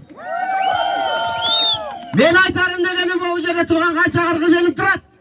Bu kırgız негізгі 7000 жыл мурунку кыргыздардын урпактары. Мисалы карасак, Аляска сөздүгөн Аляска деп кыргыздардын жери болгон. Камчатка деген сөздө калган кыргыздын жери болгон. Уралдан баштап бүт кыргыз каанаты тейлеп турган. Ошондо Кытайлыктар келгенде Манас 40 чарасы менен жоготту беле? Жоготкон. Ал эми биз Садыр Жапаровду чыгарып алсак, Кытайды так ошондой жоготконго даярбызбы? Андан сырткары, мына билесиңер 41-жылы согуш болгондо Гитлер өзү айткан, кыргыз это великий народ деп. Ошол кыргыздар бизбиз. Ошондой великий народтой болуп чыгабызбы? Чыгабызбы? Ошол Садыр Жапаровду бостондукка чыгарабызбы? Чыгарганда дагы акта, абакка баракта кылып чыгарыш керек. Чыгарабызбы? Чыгарабызбы? Давай дальше поехали. Рахмат. Рахмат. Кейинги сөз Жетекөз районунан Элбек мырза, анан коомдук ишмери акын Талды Судан келген Нурдинова дейт. Келиңиздер. Эми бизге келген боюнча айтып атабыз эми. Шекербекова дейт, Түп айылы. Шекербекова. Келиңиздер. Саламатсыздарбы, кыргыз элим? Туугандар, көлдүктөр, айланайындар. Мен бул саясатта 25 жашыман бери келатам. Актык үчүн келатам. Акыйкат издеп келатам.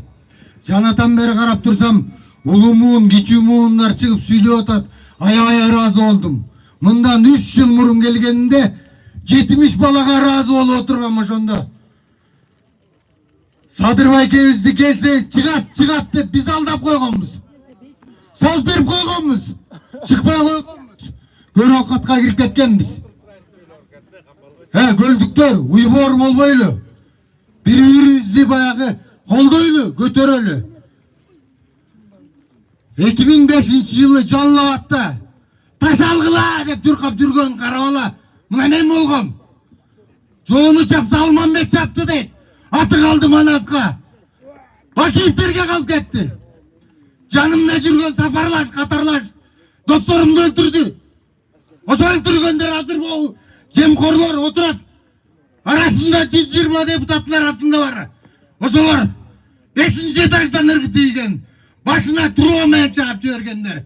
Досторум өлүп кетти. Бала чакасы калды. Акыркы 12 жылдан бери мен Россияда иштеп жүрдүм. 4 уулум бар. Азыр карап турсам, келечекте ойлосоң кайра Кыргызстанга кайтабыз. Жата турган жерибизди Кытай ээлеп атат, айланайын. Кенибизди уурдап атат. Инде эске жетпей калдыкпы? Инде эстер жылаңайлап, найзап менен атып, жылаңайлап жүрүп кууп кармалып кеткен. А биз болсо оозубузду ачып отурабыз. Берчи йогурт алып бер. Берчи тамек чегишип ал деп жаштар отурат. Улумун, ортомун, айланайындар ойгонгула. Ата бабабыздын жерин сактайлы, айланайындар. Ойгонгула. Рахмат укканыңарга. Рахмат өтөчү. Рахмат, келиңиз. Ассаламу алейкум. Калайык жердештер, замандаштар, кандаштар. Биздин жашообуз бир эле аалам, бир эле жер. Ошол жердин бир бурчунда 5-тин төрүндө кыргыздар гана. Ал эми кыргыздар ошол жерде эмне кылып атабыз? Мына эртеден бери айтылды, кайталагым келбейт. Мен айтайын дегеним, ошол жерди сактап калган Манас атанын арбагы козголуп атат. Кыркчыроонун арбагы козголуп атат. Ошондон берки канча кан төгүлдү, баатырлар өттү. Бүт баары айтылып атат, ошолордун арбагы козголуп атат. Мына биздин кечээки эле Насирдин Исановдун арбагы козголуп атат. Кунтөр үчүн мойну кайрылып каза болгон. Ошондон бери эгемендүүлүктү алдык деп сүйүнүп, эгемендүүлүккө жардам бериппиз. Ар бир уш жердеги жалындуу намыскөй жигиттер эгемендик, көз карандысыздык деп чыкканбыз. Эл бузарлар, бузарлар, журт бузарлар делгенбиз. Бирок кийин эл түшүнгөндүктөн ушул жолго келгенбиз. Бирок 30 жыл эмне болду? Demokratiya деп demokratияны алып келсек, көрсе арқасынан желбоқыздар келіптір, МПОлар келді. Бүт. Емнен аны айтпайлы. Бүт келді. Қанымызды сорып атат митедей. Қанымыз қалбай баратат туғандар. Шындықты айтқан сөзді емне үшін чалашат. Алар білет, бізден қиын білет. Бізді эксперимент қылып атышат. Bir жағынан гейлер кіргізіп қояды, bir жағынан феминизмін кіргізіп қояды. Анымен алақсатып бізді. Улам екі жаққа, үш жаққа бөліп қойып атады. Эми тәңіршілер шықты. Мұны менен бөліп атады. Қысқасы бізді қорғай тұрған бір балабызды қорғауға баратқан бұғымызды бұзып атады.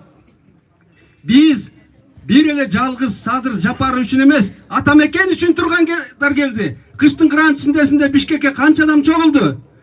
Ким үшін деп çoğulту еле, ақша беріп çoğulту. Biz bir тиын жоқ осы жерде қылшылдап, сөз өтіп, açқа тұрдық. Осы жерден сөйлеп тұрдық. Ошо бізді қалыстықты сөйлеп атсақ. Ошол Сооронбай Шарипович, сізге біз жардам берелі. Артыңызда қалайық халық шайлаған ел тұрады. Ел сізді қолдап тұрады. Сіз ушу елді бір сөзін ұғыңыз деп атабыз. Бұл жолы да ушуну айтып атабыз. Дағы айтабыз. Ошон үчүн Садырдын атасы, энеси, баласы, баарыбыздын ата-эне балабыз козголду. Биз козголбой жатпайбызбы? Биз качан ойгонобуз? Биз ойгонсок, мамлекет үчүн, Атамекен үчүн ойгонобуз. Бийлик үчүн ойгонобуз. Биз бийликке жардам болобуз. Ел бийлиги жок болсо, кайсы бийликти башкарат алар? Биз калыстыкты айтпасак, кимди башкарат алар? Ошол 120 депутаттын ичинен bir 40 адам сыяктуу Садырдын колдоп берди. Калган 80-и бүт баары сатылып кетти. 5 күн каникулда туруп сатып алышты дагы бүт баарына кол көтөрүп сатып ийишти. Эми калганы сатылат. Жана айтылган сөздү кайталабайын, кул болуп калалы деген ниетиңер кимдики бар? Кул болгубуз келбейт. Биз кул болсок, келечек кечирбейт bizdi. Bizdi жараткан Алла кечирбейт. Биз мындан жаман болобуз. Азыр жалаң кредитке сайылып, ар бир үйдө 4-5 киши кредитин төлөй албай жүрөт. Эмне болот аягы? Балдар эмне болот? Небере чөбөрөлөр эмне болот? Ойлосоңор болбойбу? Намыс кайда? Bir karış yer üçün, bir taman yer üçün biz natavalar деген kanun tökkön. Emne üçün biz? Oşol Mekkendi kol, mına jarkırap turat sürötü. Büt çındıkta aytıp kayra oşol sözdün bari kaytalanıp çındıkka çıkıp atat. Göz açıkta aytты. Oşolu görüp turup, uğup turup, uğuktap jattık. Tuptur ayttılar. 5 so'm alat, 1000 so'm alat, arak içet, etin jeyt. Авторитетінен қорқот. Мұндай авторитетті бізге емне керегі бар? Емне керегі бар мұндайдың? Бізге деген мамда жарқыраған жашоо балдарымыздың келешегін өліп кетсек, ошолорго биздин арбагыбыз эмне деп жооп берет? Акыреттен эмне деп жооп беребиз? Балдарың үчүн ушуну калтырдың эле десе эмне дейбиз? Аксакалдар сакал койбой эле, кырынып жүшүнүп эле, страустай болуп эле, жалаң маданияттын чоң атак даңкын алып деген башын катып жатат. Эмне үчүн ошол чоңдор, ошол биздин үлгөтө алып аткан мекенчил болсо ошолор чыгып, ошонусун актабайт. Эмне үчүн элдин көйгөйлөрүн айтпайт? Алар деген качан тойдо, качан жыргал жерлерде, ошол жерде уча жейт, ошол жерде сый көрөт, ошол жерде жыгып отурушат. А элчи барып сагалап, ыйын, ырын айтып, намысын көтөрүп спортсмендерибиз жүрөт, намысын көтөрүп маданият кызматкерлери жүрөт. Бизчи ошолорду айткан үчүн жаман көрүнөбүз. Жаман көрбөй эле бийликтин өкүлдөрү. Биз силерге жардам берели деп айтып атабыз ушуну. Келечекте силер менен чогуу баралы деп атабыз. Бизсиз силер кимсиңер? Силерсиз биз кимбиз? Башы жок өкмөт эл болбойт. Элсиз бийлик болбойт. Алдар Мойтак айткан, ыры салды ынтымак. Ынтымагы бар элдин айсыз кара түндө да асманында күн турат. Ынтымагы жок элдин балдары иттей ыркырап, асманы ачык күндө да капкараңгы түн турат дейт. Биздин үстүбүзгө капкараңгы түн келет абы. Биз андай болбошубуз керек, кыргыздар. Кыргыз деген ар намысыбызды бийик көтөрөлүк. Биз бийлик менен чогуу мыйзам чегинде мындан ары так ушундай талап менен баралык. Биздин буга чейинки кылган баардык эксперименттер бүткөн. Бул эч агыла бүткөн. 30 жыл болду бүткөнүнө. Регламентти сактайсызбы? Садыр Жапаровго боштондук. Боштондук. Актансın.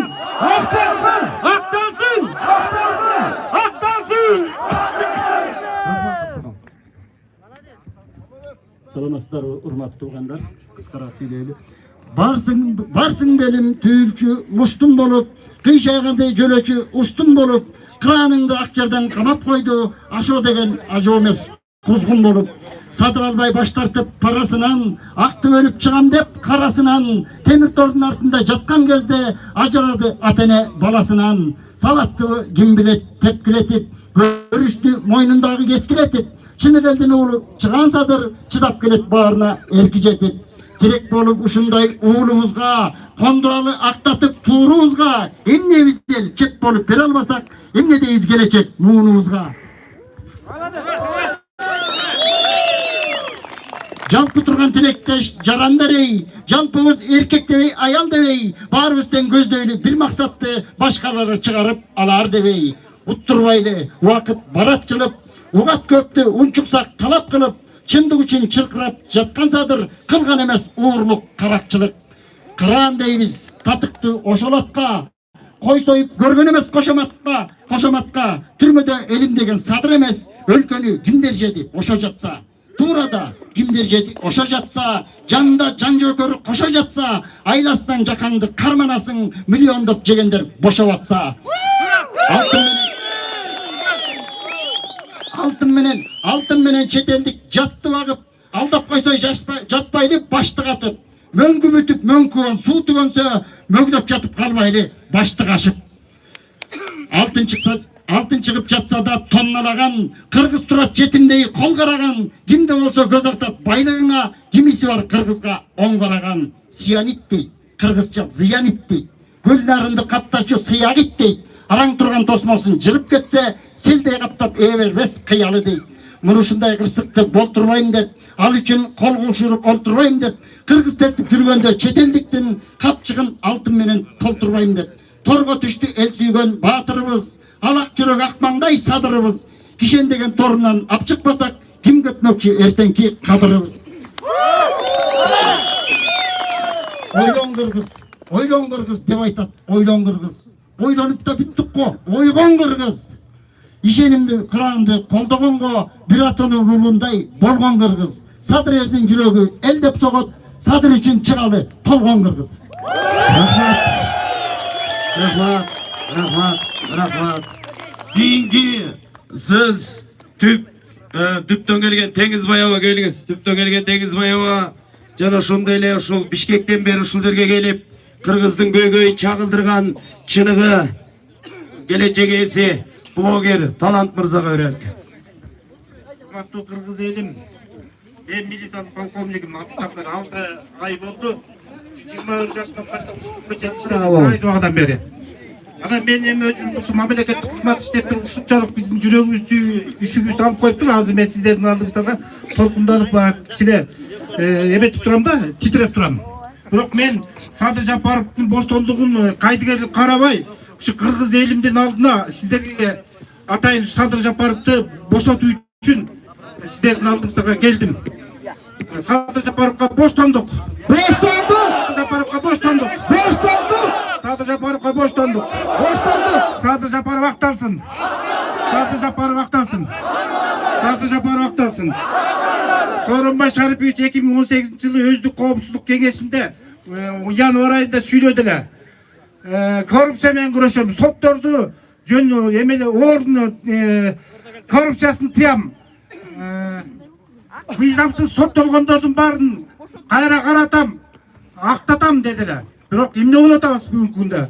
Атамбаев тарабынан ушул Садыр Жапаров заказы менен камалды эле. Эмне үчүн Сооронбай Шарипович ушундай боштондук бербейсиз, мунапыс бербейсиз? Бүт эмени сурап атат. Эл сурап атат. кечирип коюңуздар, кичине толкунданып кеттим. Эми коррупция деген эмне өсүп өнүп атат Сооронбай Шарипов. Мен жазында ушу пенсия чыгаардын алдында YouTube'га сүйлөдүм белем. Өзүңүздөр билесиздер. Милициянын коррупциясын айттым эле. Прокуратуранын коррупциясын айттым эле. Мен 6 ай телевидениеден түшкөн жокмун. Өзүм уялдым акырындачы. Сооронбай Шарипович мынтип мени каратып коюптур. Мен сүйлөп атам. Бири да келип, "Ой, эмнеге сен чын айттыңбы же калп айттың" деп сурап койгон жок. Бирок мен чындыкты айтканмын. Качан коррупция токтойт?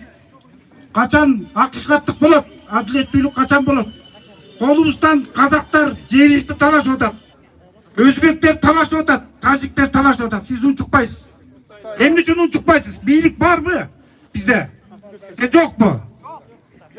Кыргыз эли чыңалып жатат. Бак ийип, мына эмне болду? Акай эмне болду? Тентип жүрүшөт. Сизде ошондой тентигиңиз барбы? Урматтуу Сооронбай Шарипович, сизден суранам. Садыр Жапаровго боштондук бериңиз. Коррупцияны тыйыңыз. Сиз тентектер Атамбаевдарды камап атасыз. А биякты көргөн жоксуз Сүкөн областын. Эмне үчүн бул акимияттын эмне кереги бар? Булар эчтеке кылбайт. Эмне кылып атат? Булар ушундай эл чогулганда маалымат эле берет, а цифровизация деп атасыз. Ал эмне жетишсизби? А губернатордун эмне кереги бар? Бүт ушулар элдин душманы, акча айлык алып жеп ичип коюп жүрүшөт. Областтын прокуратуранын эмне кереги бар? Эмне кереги бар? Эч кандай эл үчүн иштебейт булар. А мен айтсам, мага да кысымдык көрсөтүшү мүмкүн, бирок мен Садыр үчүн мына мен камалганга да даярмын. Мынакей. Мен өмүр бою ушу түптө 20 жыл следователь иштедим. 38 жыл 8 ай милицияда иштедим. Мен кызматымды өстүрүшкөн жок. Потому что мен ачык чындыкты айтып келгенмин. Ошон үчүн өстүрүшкөн жок. Ушул эле системада депутаттар жана 120 чимкирликтердин саясаты ушул болу айылдын депутаттарына чейин жугуштуу жана митеде таркап атат. Эмне үчүн ушу кайда шайланган депутаттар, айылдын депутаттары Жанар Күлбашбол, эмне үчүн силер кайдасыңар? Эмне үчүн могу элдин үнүн укпайсыңар? Шайлабагыла буларды мындан кийин. Бирде атамекен, бирде СДПК болуп калышат. Кыргыздын душмандары сатып бүттү булар. Көлдүктөр бириктиле. Ынтымактуу болгула. Бөлүнбөйлү.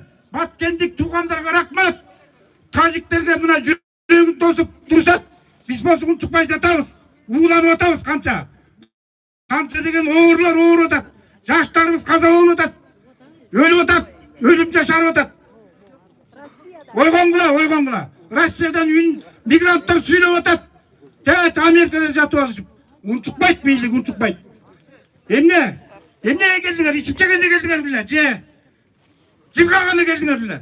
30 жыл мына мен өмүр бою тиги ушу тиги өкмөттү депутаттарды карап жүрүп мына картайып өтүп кеттик. Жаштар силердин колуңарда келечек. Ойгонгула кыргыздар, ойгонгула. Боштондук!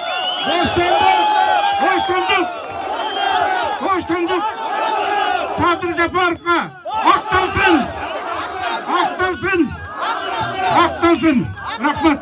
Салам достор, азыр YouTube блогер, коомдук активист, дайыма ушул өздүк иликтөөсүн жашырбай, акчага алданбай, сатылбай, дайыма ушул чындык бар жерде дайым өзүнүн камерасын көтөрүп, ысыкка суукка карабай, акчага карабай, дайым ушул чындыкта жүрөт. Ушул Талант Сагынбаев деген Кыргыз Республикасынын бир алдыңкы жаш блогерлердин бири ушу колдоп атайын, ушу Садыр Жапаровду колдоп келиптир. Кол чыгып коелук, Ассаламу алейкум, урматтуу көлдүк туугандар.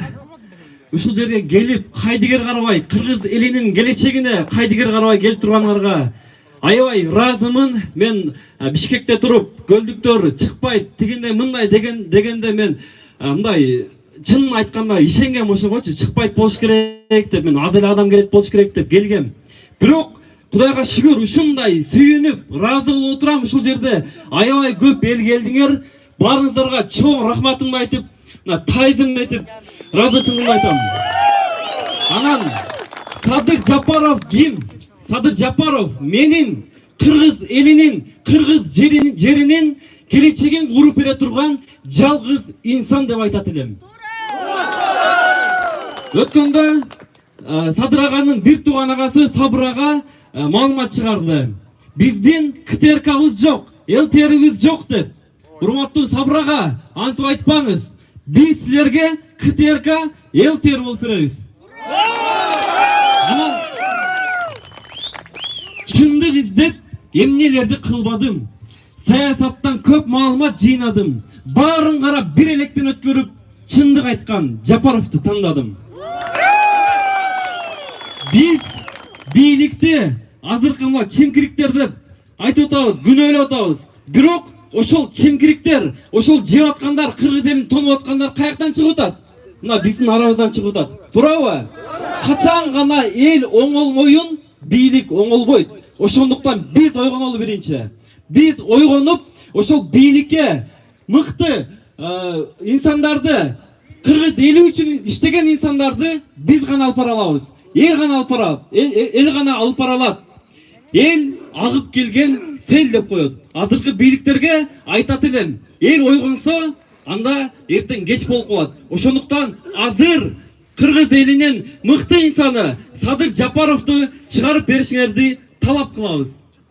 Андан сырткары мен азыркы депутаттарга, бийлик өкүлдөрүнө айтат элем, жериң үчүн күйбөсөң, жериң таштап чыгып кет.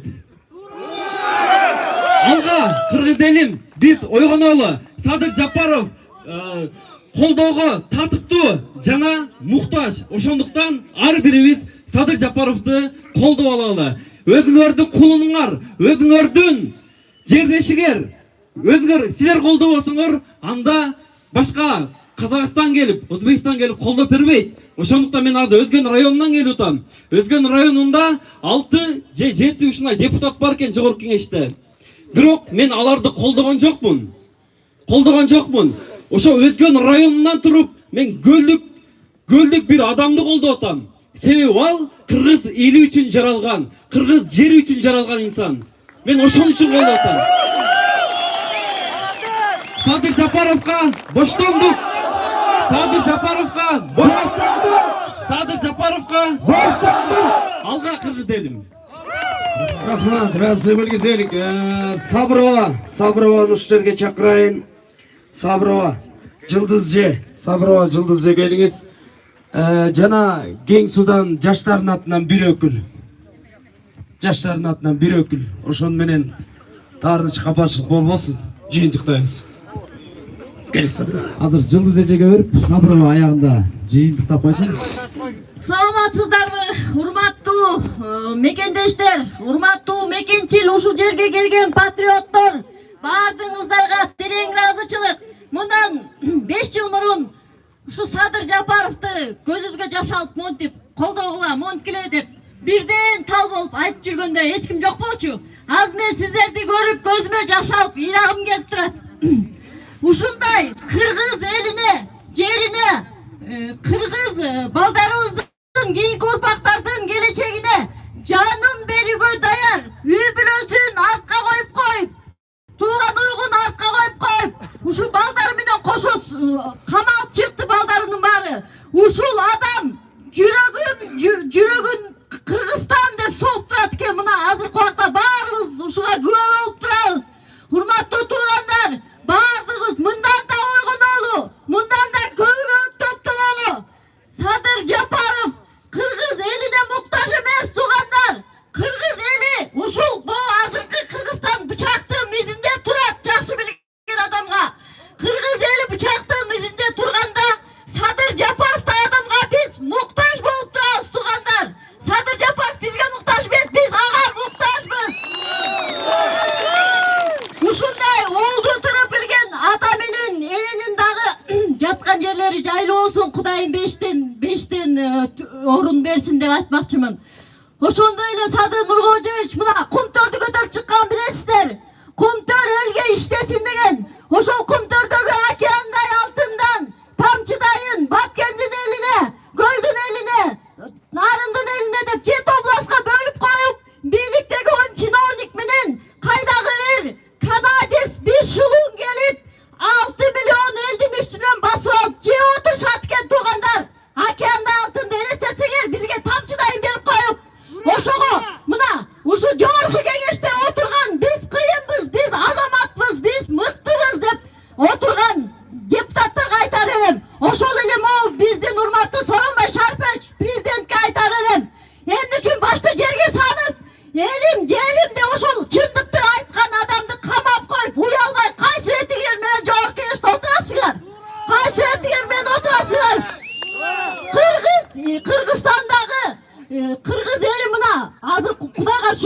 Бирок ошондо да кыргыз эли кыйын эл экенбиз. Кудайга шүгүр деп жашап келатат.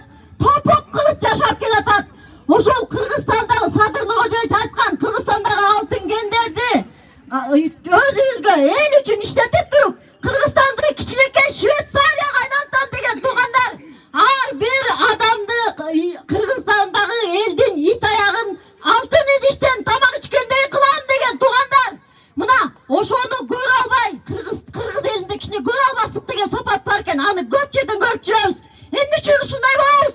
Кыргыздар оңололу, ниетибизди оңдойлу, алдыга чыкканды көтөрөлү. Эмне үчүн мына ушунча аткан адам эмне үчүн иштетпейт? Эмне үчүн камап коет? Биз бийликтен талап кылабыз. Мына мен дагы айтам. Бийликтен талап кылам. Президенттен, Жогорку Кеңештин депутаттары угуп атсаңыздар, Садыр Нуркожоевич Жапаровду эч күнөөсү жок, ар бир сотунда барып аттым. Эч күнөөсүн далилдебей туруп камап койду. Ошону мына талап кыламын. Эмне үчүн камап койду? Элдин алдына жооп берип, актап туруп, керек болсо Садыр Жапаров да адамды бизге деген медаль тагып туруп чыгарып берсин актап. Медаль тагып туруп чыгарып берсин. Ошондой эле туугандар, азыр мен могул жерде бир ыр бар экен, ошону окуп берейин деп аттым эле сиздерге. Аз кечиресиздер.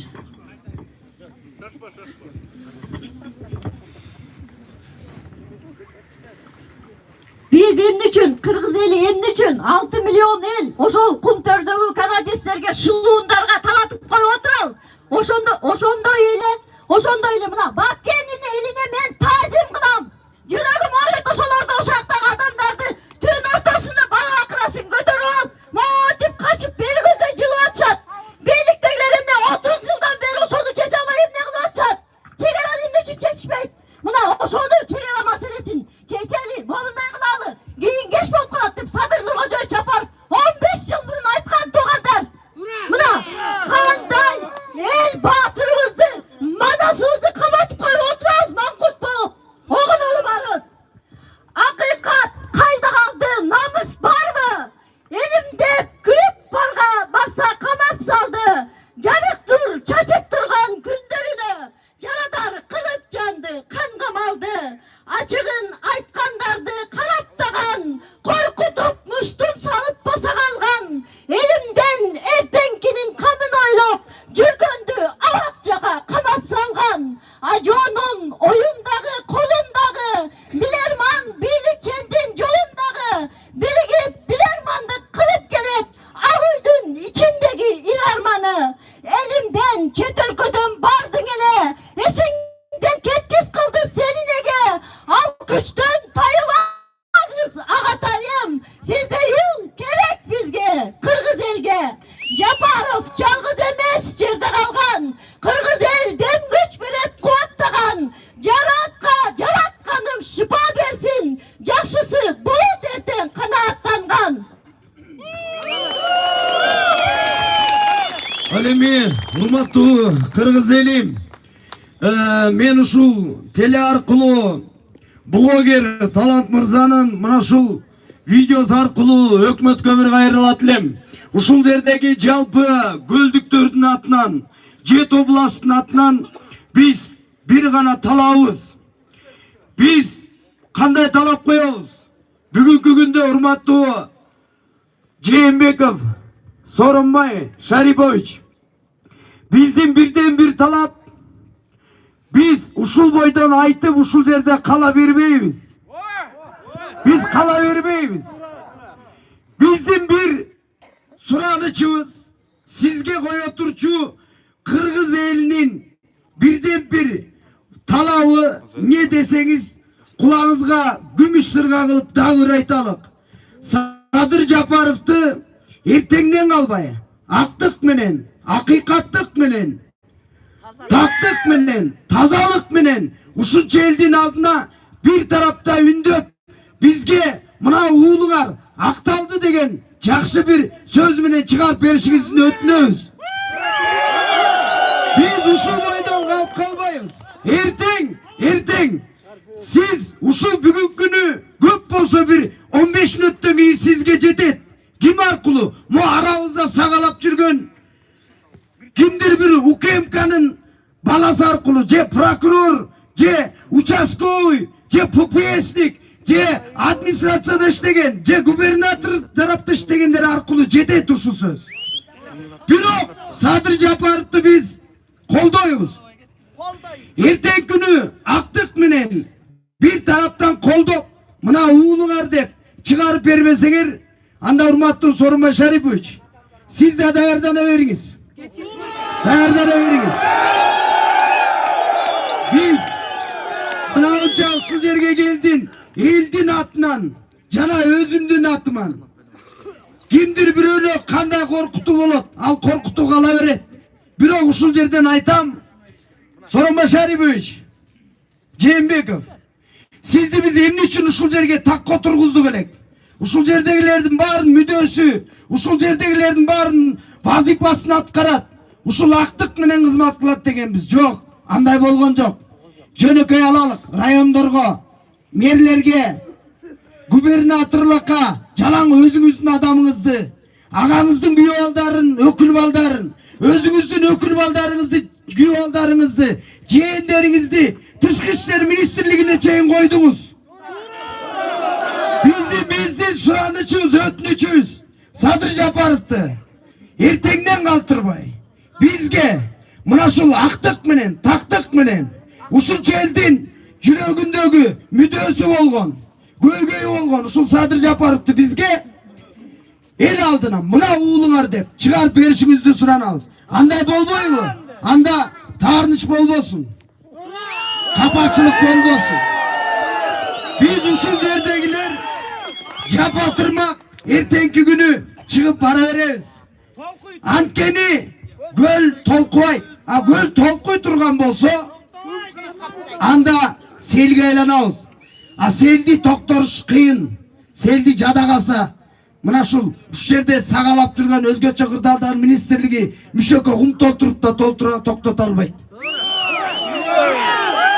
Сиз ошол жерге биз барганда атам деп ойлобоңуз. Октон да коркпойбуз. Биз ушундай агабыз үчүн, ушундай адам үчүн бизге эчтекен кереги жок. Бизге ушундай жүзүбүз менен биз бара беребиз. Ошол себептен Сооронбай Шарипович, ушул биздин агабыз, кыргыздын мына ушул азыркы замандагы баатыры, мына ушул Манас ордундагы 7 акенин бириндей болгон мына ушул Садыр Жапаров агабызды сизден суранабыз. Актап, актык менен, калстык менен чечип, өзүңүздүн кандай ажоо экениңизди биз ушундан көрөлүк.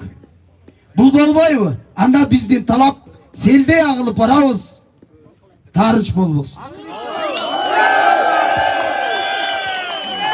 Садыр Жапаров, акталсын! Садыр Жапаров, акталсын! Садыр Жапаров, акталсын! Ассаламу алейкум, кыргыз элим. Кыргыз элим, ушунчалык күйүп, ушунчалык бышып, ушул жерге келип аткан кыздарга миң мертебе тоо, баарыңарга таазим. Биринчиден, биздин үнүбүз тиги жакка жетиш үчүн телевиденияга, интернет аркылуу блогерлерге баарына кайрылат элем. Мына биринчиден телевиденияны айталы. Телевидение монтажы жок, эч кандай кылтыктысы жок. Туз жеткиз бергиле, жайланайындар, силер кимсиңер? Кимсиңер силер? Элге жеткиргиле, эл журт көрсүн, биз эмне болуп атканыбызды көрсүн. Турабы достор? Экинчиден мына айткан үнүмдүн баары тетиги телевидение аркылуу жетсин дегеним, мына могу жетсе, мына ар бирибиздин сүйлөгөндөрүбүз жетиш керек. Анан айтарым, ажообуз улуу урматтуу деп келгенбиз буга чейин. Эми антип айтпайбыз. Эми силердин күнүңөр бүттү. 120 депутат силердин күнүңөр бүттү. Болду, жетет. Жетишет. Болду. Алдадыңар. Укпайбыз эми. Эми бизди алдай албайсыңар. Угуп койгула. Уктуңарбы? 120 депутат baş болгон парламент. Жээнбековди биз деген буга чейин улуу урматтуу деп келгенбиз. Болбодубу? Эми Мореки элдин талабын аткарып берсин. Биздин президентибиз. Туурабы элдер? Талабыбызды аткарып бергиле, урматтуу. Сооронбай Жээнбеков, аткарып бергиле, урматтуу дебейин деген мен президент болуп атпайбы? Эми чегара маселесин ушунча жылдан бери чечпей келишти. Тететиги 2012 жылдан бери какшап келген, мына чырылдап келген депутат Садыр Жапаровду отургузуп койдуңар. Мунуңар акыйкатсыз. Мунуңар деген элге, Кудайга жакпайт мунуңар. Эртеңки күнү силер да өлөсүңөр. Кудайдын алдында жооп бересиңер силер дагы. Ушуну кулагыңарга алтын сырга кылып тагып алгыла ушул сөздөрдү. Ар бир адам күйүп-пышып, тетиги жерде жөнөлө тургам, кыйкырып аткам. Азыр болсо күйүп-пышып атам мен дагы. Жанакы келип могу жерге сүйлөгөндөрдүн арасында мен да бармын муна. Эгерде муну дагы колдоп бербесеңер, биз барабыз. Көл толкуйбуз. Түптүктөрдүн атынан мына мен чыгып атып сүйлөп атам. Жетпей калчудай болдук. Сөзсүз барабыз. Мына түптүктөр мына жок деп атасыңар. Түптүктөр барбыз. Биз деген түптүктөр чыдамсыздык менен күттүк силерди. Бүгүнкү күндү чыдамсыздык менен күттүк. Биз артка качпайбыз. Биз алдыдабыз. Барабыз барчу жерге. Элдин атынан, бүтүндөй түптүктөрдүн атынан жалгыз сүйлөп калайын деп аракет кылып чуркап келдим могу жерге. Жетпей калайын деп аз калдым мына. Сүйлөй албай кала жаздадым. İçimdeki armanımdı.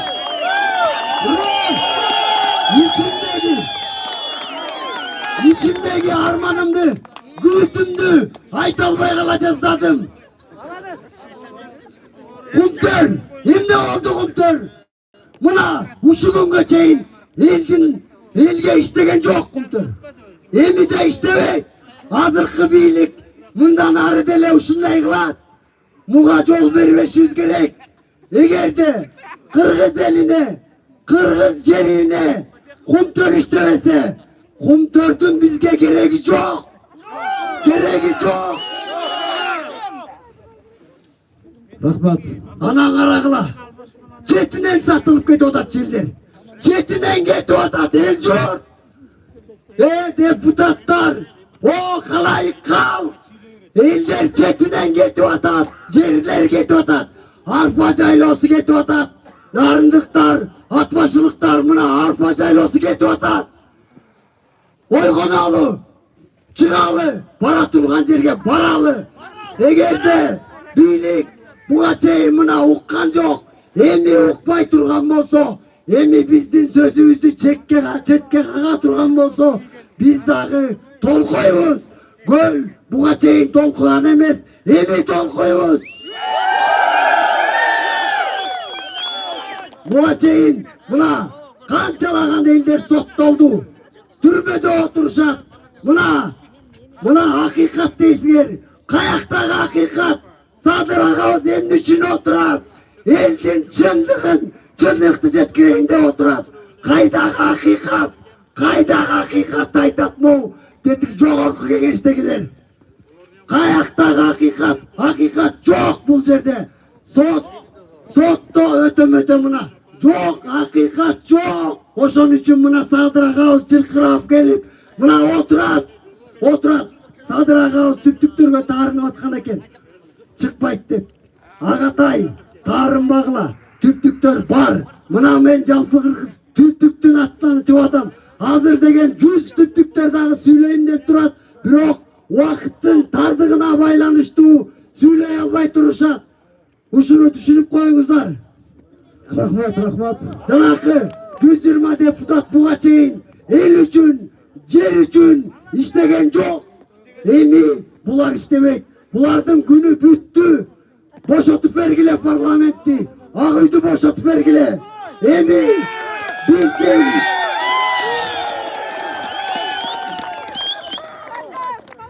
Emi kalayık kalktın, el yurttun, bütündöy Kırgız eldin. Buna mekenim, elim, yerim dep sokkon jüregi sokkon jigitler iştesin. Boldu, jogolgula, gözüge görünbey jogolgula degende jogolgula. Güvemde jigitler ve bir tuğanlar kantip küybeysin, kantip küybeysiz. Emi karabaysınlar tegi Göldün ayağında turabız. Göldün Kırgızstandın arka başındagılar gelip otat. Bunun mari çındıkta mına karasalar emi. Emnege jürörüşüz gerek. Emnege azırka çeyine oturat, dağılı oturat. Bu kança vakit boldu. Beygülösüz oturat. Anan karagıla. Buna milisiyalarda aytayın. Aylanay milisionerler. Sizler dağı eldin oğlusunar. Elden çıkkansınar. Aldığı formalardı. El üçün giygile. Özgür üçün giybegile. Tura hazır. Ben milisiyalarga narazımın. Gayilerge milisiyalarga narazımın. Bütünдөй Moğol birlik öküldörünü Kırgızstan, el, yurt, barımız, narazımız. Emnege degende buna beni kamera tartıp otat. Bağırıngар bilesinger milisiyalardın bir ele kıçık bir ele bir deme söylesöň alparatta kamayt. Esen mi kamayt? Milisiya kamayt dep жүрüp uşul günge geldik ko. Kamatpayбыз. Emi buna el üçün yer üçün kүйüp atkan bir jigitibizdi kamasa dakansa barabыз barçı жерге. Rahmat. Çok rahmat. Urmattуу kalay kalk. Emotsiya kaldırdım geçirgile. Barıngарға tazim. Sadır Japarovka. Boşandır. Sadır Japarovka. Rahmat. Evet tuğanlar. Mına Geldibekov korrupsioner bilebиз баарыбыз эле. Алайдын эли түп көтөрүлүп келип туруучу коррупционер баласын чыгарып алган. Мындан 5 жыл мурун. Биз таза Садыровбузду ушул жерге түрмөдө решетканын артына коюп коюп ушул жерде жүрөбүз жигиттер. Улакчы жигиттер, силерге айтарым, барыңар уккула. Улак десе бир айылдан 100 атчан барат экенсиңер. Мындай жерге басып да келгиңер келбейт экен. Кечир коелак атып айтсам, бирок азыр буякта бир ооз чыгыптыр ушу улак. Көчө менин бир тең түш балам чыккан, мен улак берейин, ушу улакчылар да келет экен дегенден. Ошо улагыңар дайын турат. Анан азыр бир байга жок болчу чынындачы, байга берилбейт дегенбиз. Анан азыр бир аваз айтып атат буяктан Турганбаева. Байга коюп берейин ушу улакчыларга деп. Улакчылар давайте силер да ушу улакка кандай барсаңар, мамлекет үчүн да ушундай туруп бергенге силер милдеттүүсүңөр. Силерди карыз эмессиңер, силер милдеттүүсүңөр силер. Кандай улакты жанталаш тартасыңар, өлөрүңөрдү билбей, бирок ошого да мамлекет үчүн ошондой барышыңар керек силер дагы. Силер дагы дайым болушуңар керек. Урматтуу күч органдары, бизди азыр мына аңдып буякта жүрөсүңөр, барыңар жүрөсүңөр. Барыңар бир туугансыңар силер да. Эртең камайсыңарбы, жок кыласыңарбы, биз коркпойбуз. Артка жол жок. Урматтуу күч органдары, андайды токтотолу. Бирөөнү аңдыганды, бирөөнү коркутканды токтотолу. Мындан кийин андайыңарды кылбагыла, кылгыла, закон түрүндө кылгыла. Бирок андайды эч убакта андай кылбагыла. Силер бизди кандай записке жазып атсаңар, кийин силер да ошондой записке түшүп, силер да ошондой күнгө келип калышыңарды унутпагыла. Айтарым ушул. Рахмат. Урматтуу туугандар, айтыла турчу сөздөр өтө көп, ошондуктан регламентти сактап кыска нуска сөздү мына бактап сүйлөйлү. Урматтуу туугандар, эң биринчи кайрыла турган себебим Шарипов. Биздин радиобузга кайрылайын деп аткан себебим биздин уулубузду, Татмакай уулубузду, элдик уулубузду бошотуп бериңизди биз суранабыз. Суранган үчүн ушунча эл топтолуп атабыз. Эми мындай айтканда, мына бийлик дейбиз, бийлик болбосо эл болбойт, жер болбойт, мамлекет болбойт. Биз бийликти да колдойбуз. Бирок бийлик да бизди колдосун да. Эми мен силерден суранарым. Жанагы 120 депутат дейсиңер. Илгери Союз 16 республиканын эмесинде 16 республикага 40 эле член бюро башкарчы. 120 бизге эмне кереги бар? Андан бирок ошо 120 кетирген 120га кетирген акчаны могуруки кембага жолсо инфраструктурага жумшап койсо эми болот. Эми мен силерден дагы суранам, силерде кары жаштар турасыңар, бул жерде жаштар турат. Жаштар, жанагы улакчылар. Менин ушундай бир оюма келди. Мен өзүм бул спортты жакшы көргөн адам. Мына 70ке чыктым. Ошончо 70ке чыксам дагы мен карызымды эсептелеп ушунга чейин заниматься этем. Эми биздин себебибиз чалган себебибиз демесем. Балабыз бошолсун. Урматтуу деп коеюн сизди, Шарипович. Эмне десеңиз жанагы жигит айткандай, сиз президент, сиз акыйкаттуу болуңуз, бошотуп бериңиз. Анан дагы бир эме, балдар, жигиттер, силер жашсыңар. Ушул өлкө, мамлекет, бийлик баары силердин колуңарда. Марат, көпөрүнүн Марат, келчи, мен сага бир сөз айтайын. Эми бүгүн көпөр тартат экенсиңер. Жаш жигиттер, жаштар силердин колуңарда могуруки келечек. Эми ошон үчүн мен силерге бүгүн көпөр тартсаңар спонсор болоюн деп өзүмдүн атымдан спонсор болуп коеюн. Президенттин, райондун президенти эмес экен. Мүчөсү экен. Рахмат.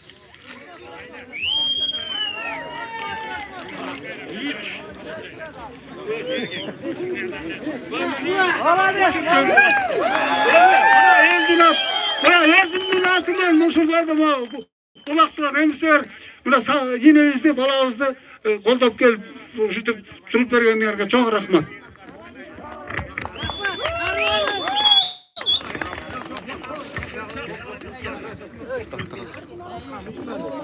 Саламатсыздар, кымбаттуу митингдин катышуучулары, темперамент алсайлар. Мен бореке Садыр Жапаровду колдойм, чыксын, любой да чыксын.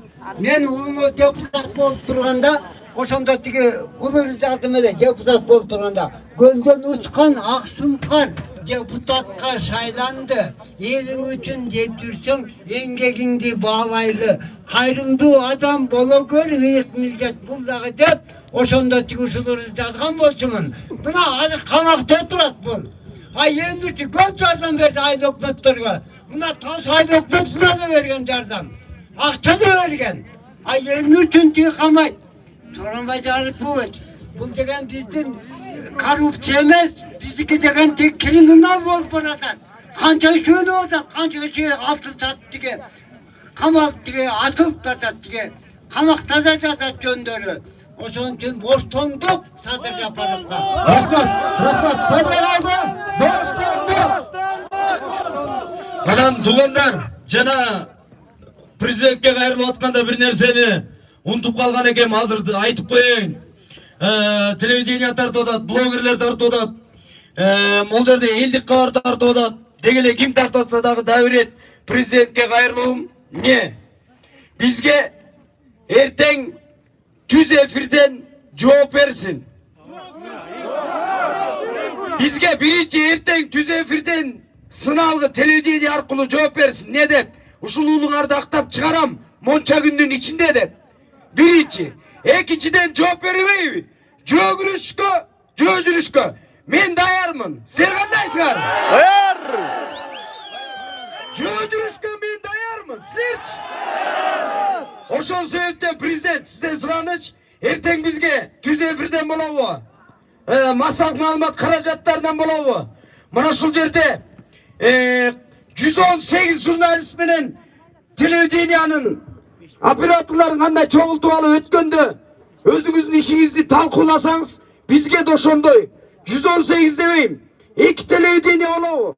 Бизге ушул Садыр Жапаровду кайсы күнү актап чыгарып беришиңиз жөнүндө толук маалыматты эртең биз Эртең биз күтөбүз. Болбосо кыргыз эли жөө жүрүшкө даярбыз. Арус. Assalamu alaikum Kırgız eli. Hurmatlı Soronbay Saripovich, Kırgız elinin atından, жаштардын атынан мен сүйлөйм. Hurmatlı Soronbay Saripovich, биздин агабыз Сарымбай Садыр Жапаров агабызды хан батыр деген кеңпейил болуш керек. Хан деген кеңпейил болуш керек. Хан деген кандай, жүрөгү ак, таза, эл шайлаган сиз хансыз. Ушул агабызды таза урматтап, таза чечимиңизди чыгарып бериңизди суранабыз. Кыргыз элинин атынан Садыр агабызга боштондук. Боштондук. Рахмат байке. Боштондук. Рахмат. Assalamu alaikum урматтуу Томдан келген байке. Мен Тоң районунан келдим. Барыңарга Тоң районунан салам. Туугандар, бизде мындай болуп атат да.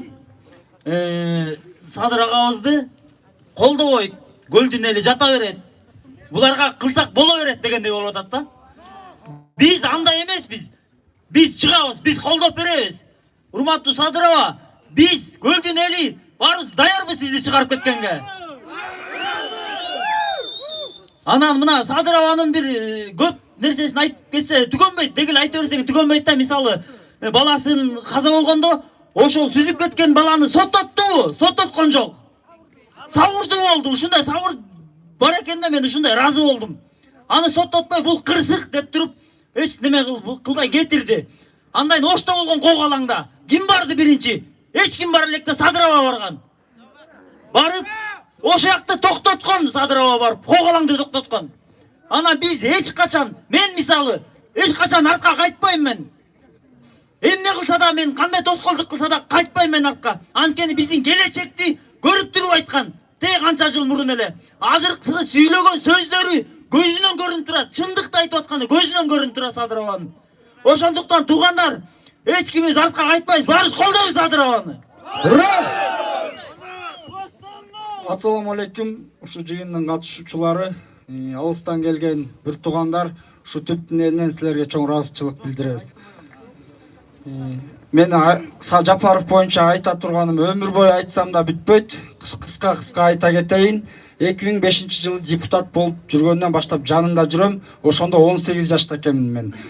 Ошондон бери 2013 Эмил Каптагаевди барымтага алды деп Садыр Жапаровго камап үстүнөн иш козгогондо мени 2013 жылы Каракол шаарынан Бишкек шаарынын ГКМ булар мени кармап кетишип Бишкекке алып барып сууга думчуктуруп сабашып, анын баарын YouTube'дан көрсөңөр болот. Может силерге маалыматтар жетпей калгандыр. Ошондой кыйынчылыктарды ошо жаш кезимде өткөзүптүрмүн. Азыр 33кө чыктым. Мен уже кыйынчылыктан коркпойм уже. Мен до конца барам. Жана агаларыбыз айтып кеткендей, мен башымды бергенге да даярмын. 4 балам бар. Эртең 4 баламдын келечегин ойлош үчүн мен башымды бергенге дагы даярмын. Ошо эртеңки келечек үчүн. Ошол үчүн азыр айтарым, могу жерде күч органдары биздин лидер балдарыбызды кысымдык кылганыңарды токтоткула. Өтө жактагы ушу телевидение аркылуу айтарым, министр МВДларга, ГКМБнын управлениянын башчыларына, моякта өкүлдөрүңөргө задание, буйрук бергениңерди токтоткула, кысымдык кылбагыла. Эркек болсоңор, эртеңки келечегиңерди ойлосоңор, формаңарды чечип, элге кошулгула, Жапаровду колдогула. Жапаровга боштондук! Урматтуу туугандар, ушу эл улуу Садыр Жапаровду тарбиялап, өз тарбиясын берген бир тууган абасы Сабыр Жапаровга сөз берели. Саламатсыздарбы, урматтуу агайын туугандар. Мен бүгүн абдан толкундан турам да ушунча элди көрүп. Бул бүгүн бир тарыхый күн болуп турат. Мындан жана Бакыт айтып кетти жерде, мындан 15 жыл мурун ушул жерде Садырдын таламын талашып түптүктөр эле турган. Ошондо 5 күн суткасы менен кар мындан да калың болчу, мындан да күн суук болчу. ошондо 5 күн жол жаап жатып ушул жерге келип кайра койдуруп алып садырды шайлап алышкан. Бул түбөлө эли болчу. Азыр болсо Кыргызстандын булуң бурчунан көл эле эмес, Кыргызстандын булуң бурчунан келип колдоп атат. Ошондо садыр шайланган убакта 10-15теги балдар азыр 25-30дагы балдар экен. Мына ошондо бир садыр болсо азыр 1000 деген садырды көрүп турам. Молодец, балдар, рахмат силерге, жаштар. Келечек жаштардыкы. Бу улуу муундагы жооп бериш керек. Улуу муун мына союз чачырагандан кийин эмне деген завод, фабрикаларыбыз бар эле. Күнү түнү менен иштеген. Алардын баарын чачты. Эмне деген мал бар эле. Булардын баарын чачты. Бирок жооп берген киши жок. Мына азыр деле мамлекетке жооп берген эч ким жок болуп атпайбы? Президент дагы жооп бербейт, парламент дагы, өкмөт да жооп бербейт. Мен азыр ушул жерде туруп абдан кубанып турам силерге. Чоң рахмат, разыбыз, таазим кылабыз. Жапаровдардын үй бүлөсүнөн ыраазычылык билдирем. Ошондой эле садырдын атынан дагы. Рахмат айланайындар. Айта турган сөз көп. Бирок мен бир тууганы катары айта албайм. Мени бул жерге эч ким баягы биз бир туугандар аралашкан жокпуз. Мына Тоңдо болду, Ак сууда болду. Анан түп дегенде биз келбесек болбойт деп келдик. Рахмат эл журт силерге. Силерге разыбыз. Ушунчалык уюштуруп, ушунчалык колдогонуңуздарга. 7 туугандан келип колдоп атат. Рахмат. Ош элине Баткенде, мына баткендиктер келди. Таластар, нарындыктар. Чүй, баарыңарга рахмат. Разыбыз. Рахмат дагы бир жолу. Эми бу жерде Анар эжебиз акыркы эмесин резолюциясын окуп койсун, айтып койсун, элге маалымат берип койсун. Мындан ары кандай эме кылат? Мына ушу кишилер, уюштурган ушу кишилер. Ушулар уюштуруп жүрүшөт. Андан кийин келгениңиздерге чоң рахмат. Татынакай, үйлөрүңүзгө жетип алыңыздар. Мына 5 саатка уланды, 5 саат болду эртең мененден бери. Бир суукту суук деп койбой турганыңыздарга рахмат, разыбыз.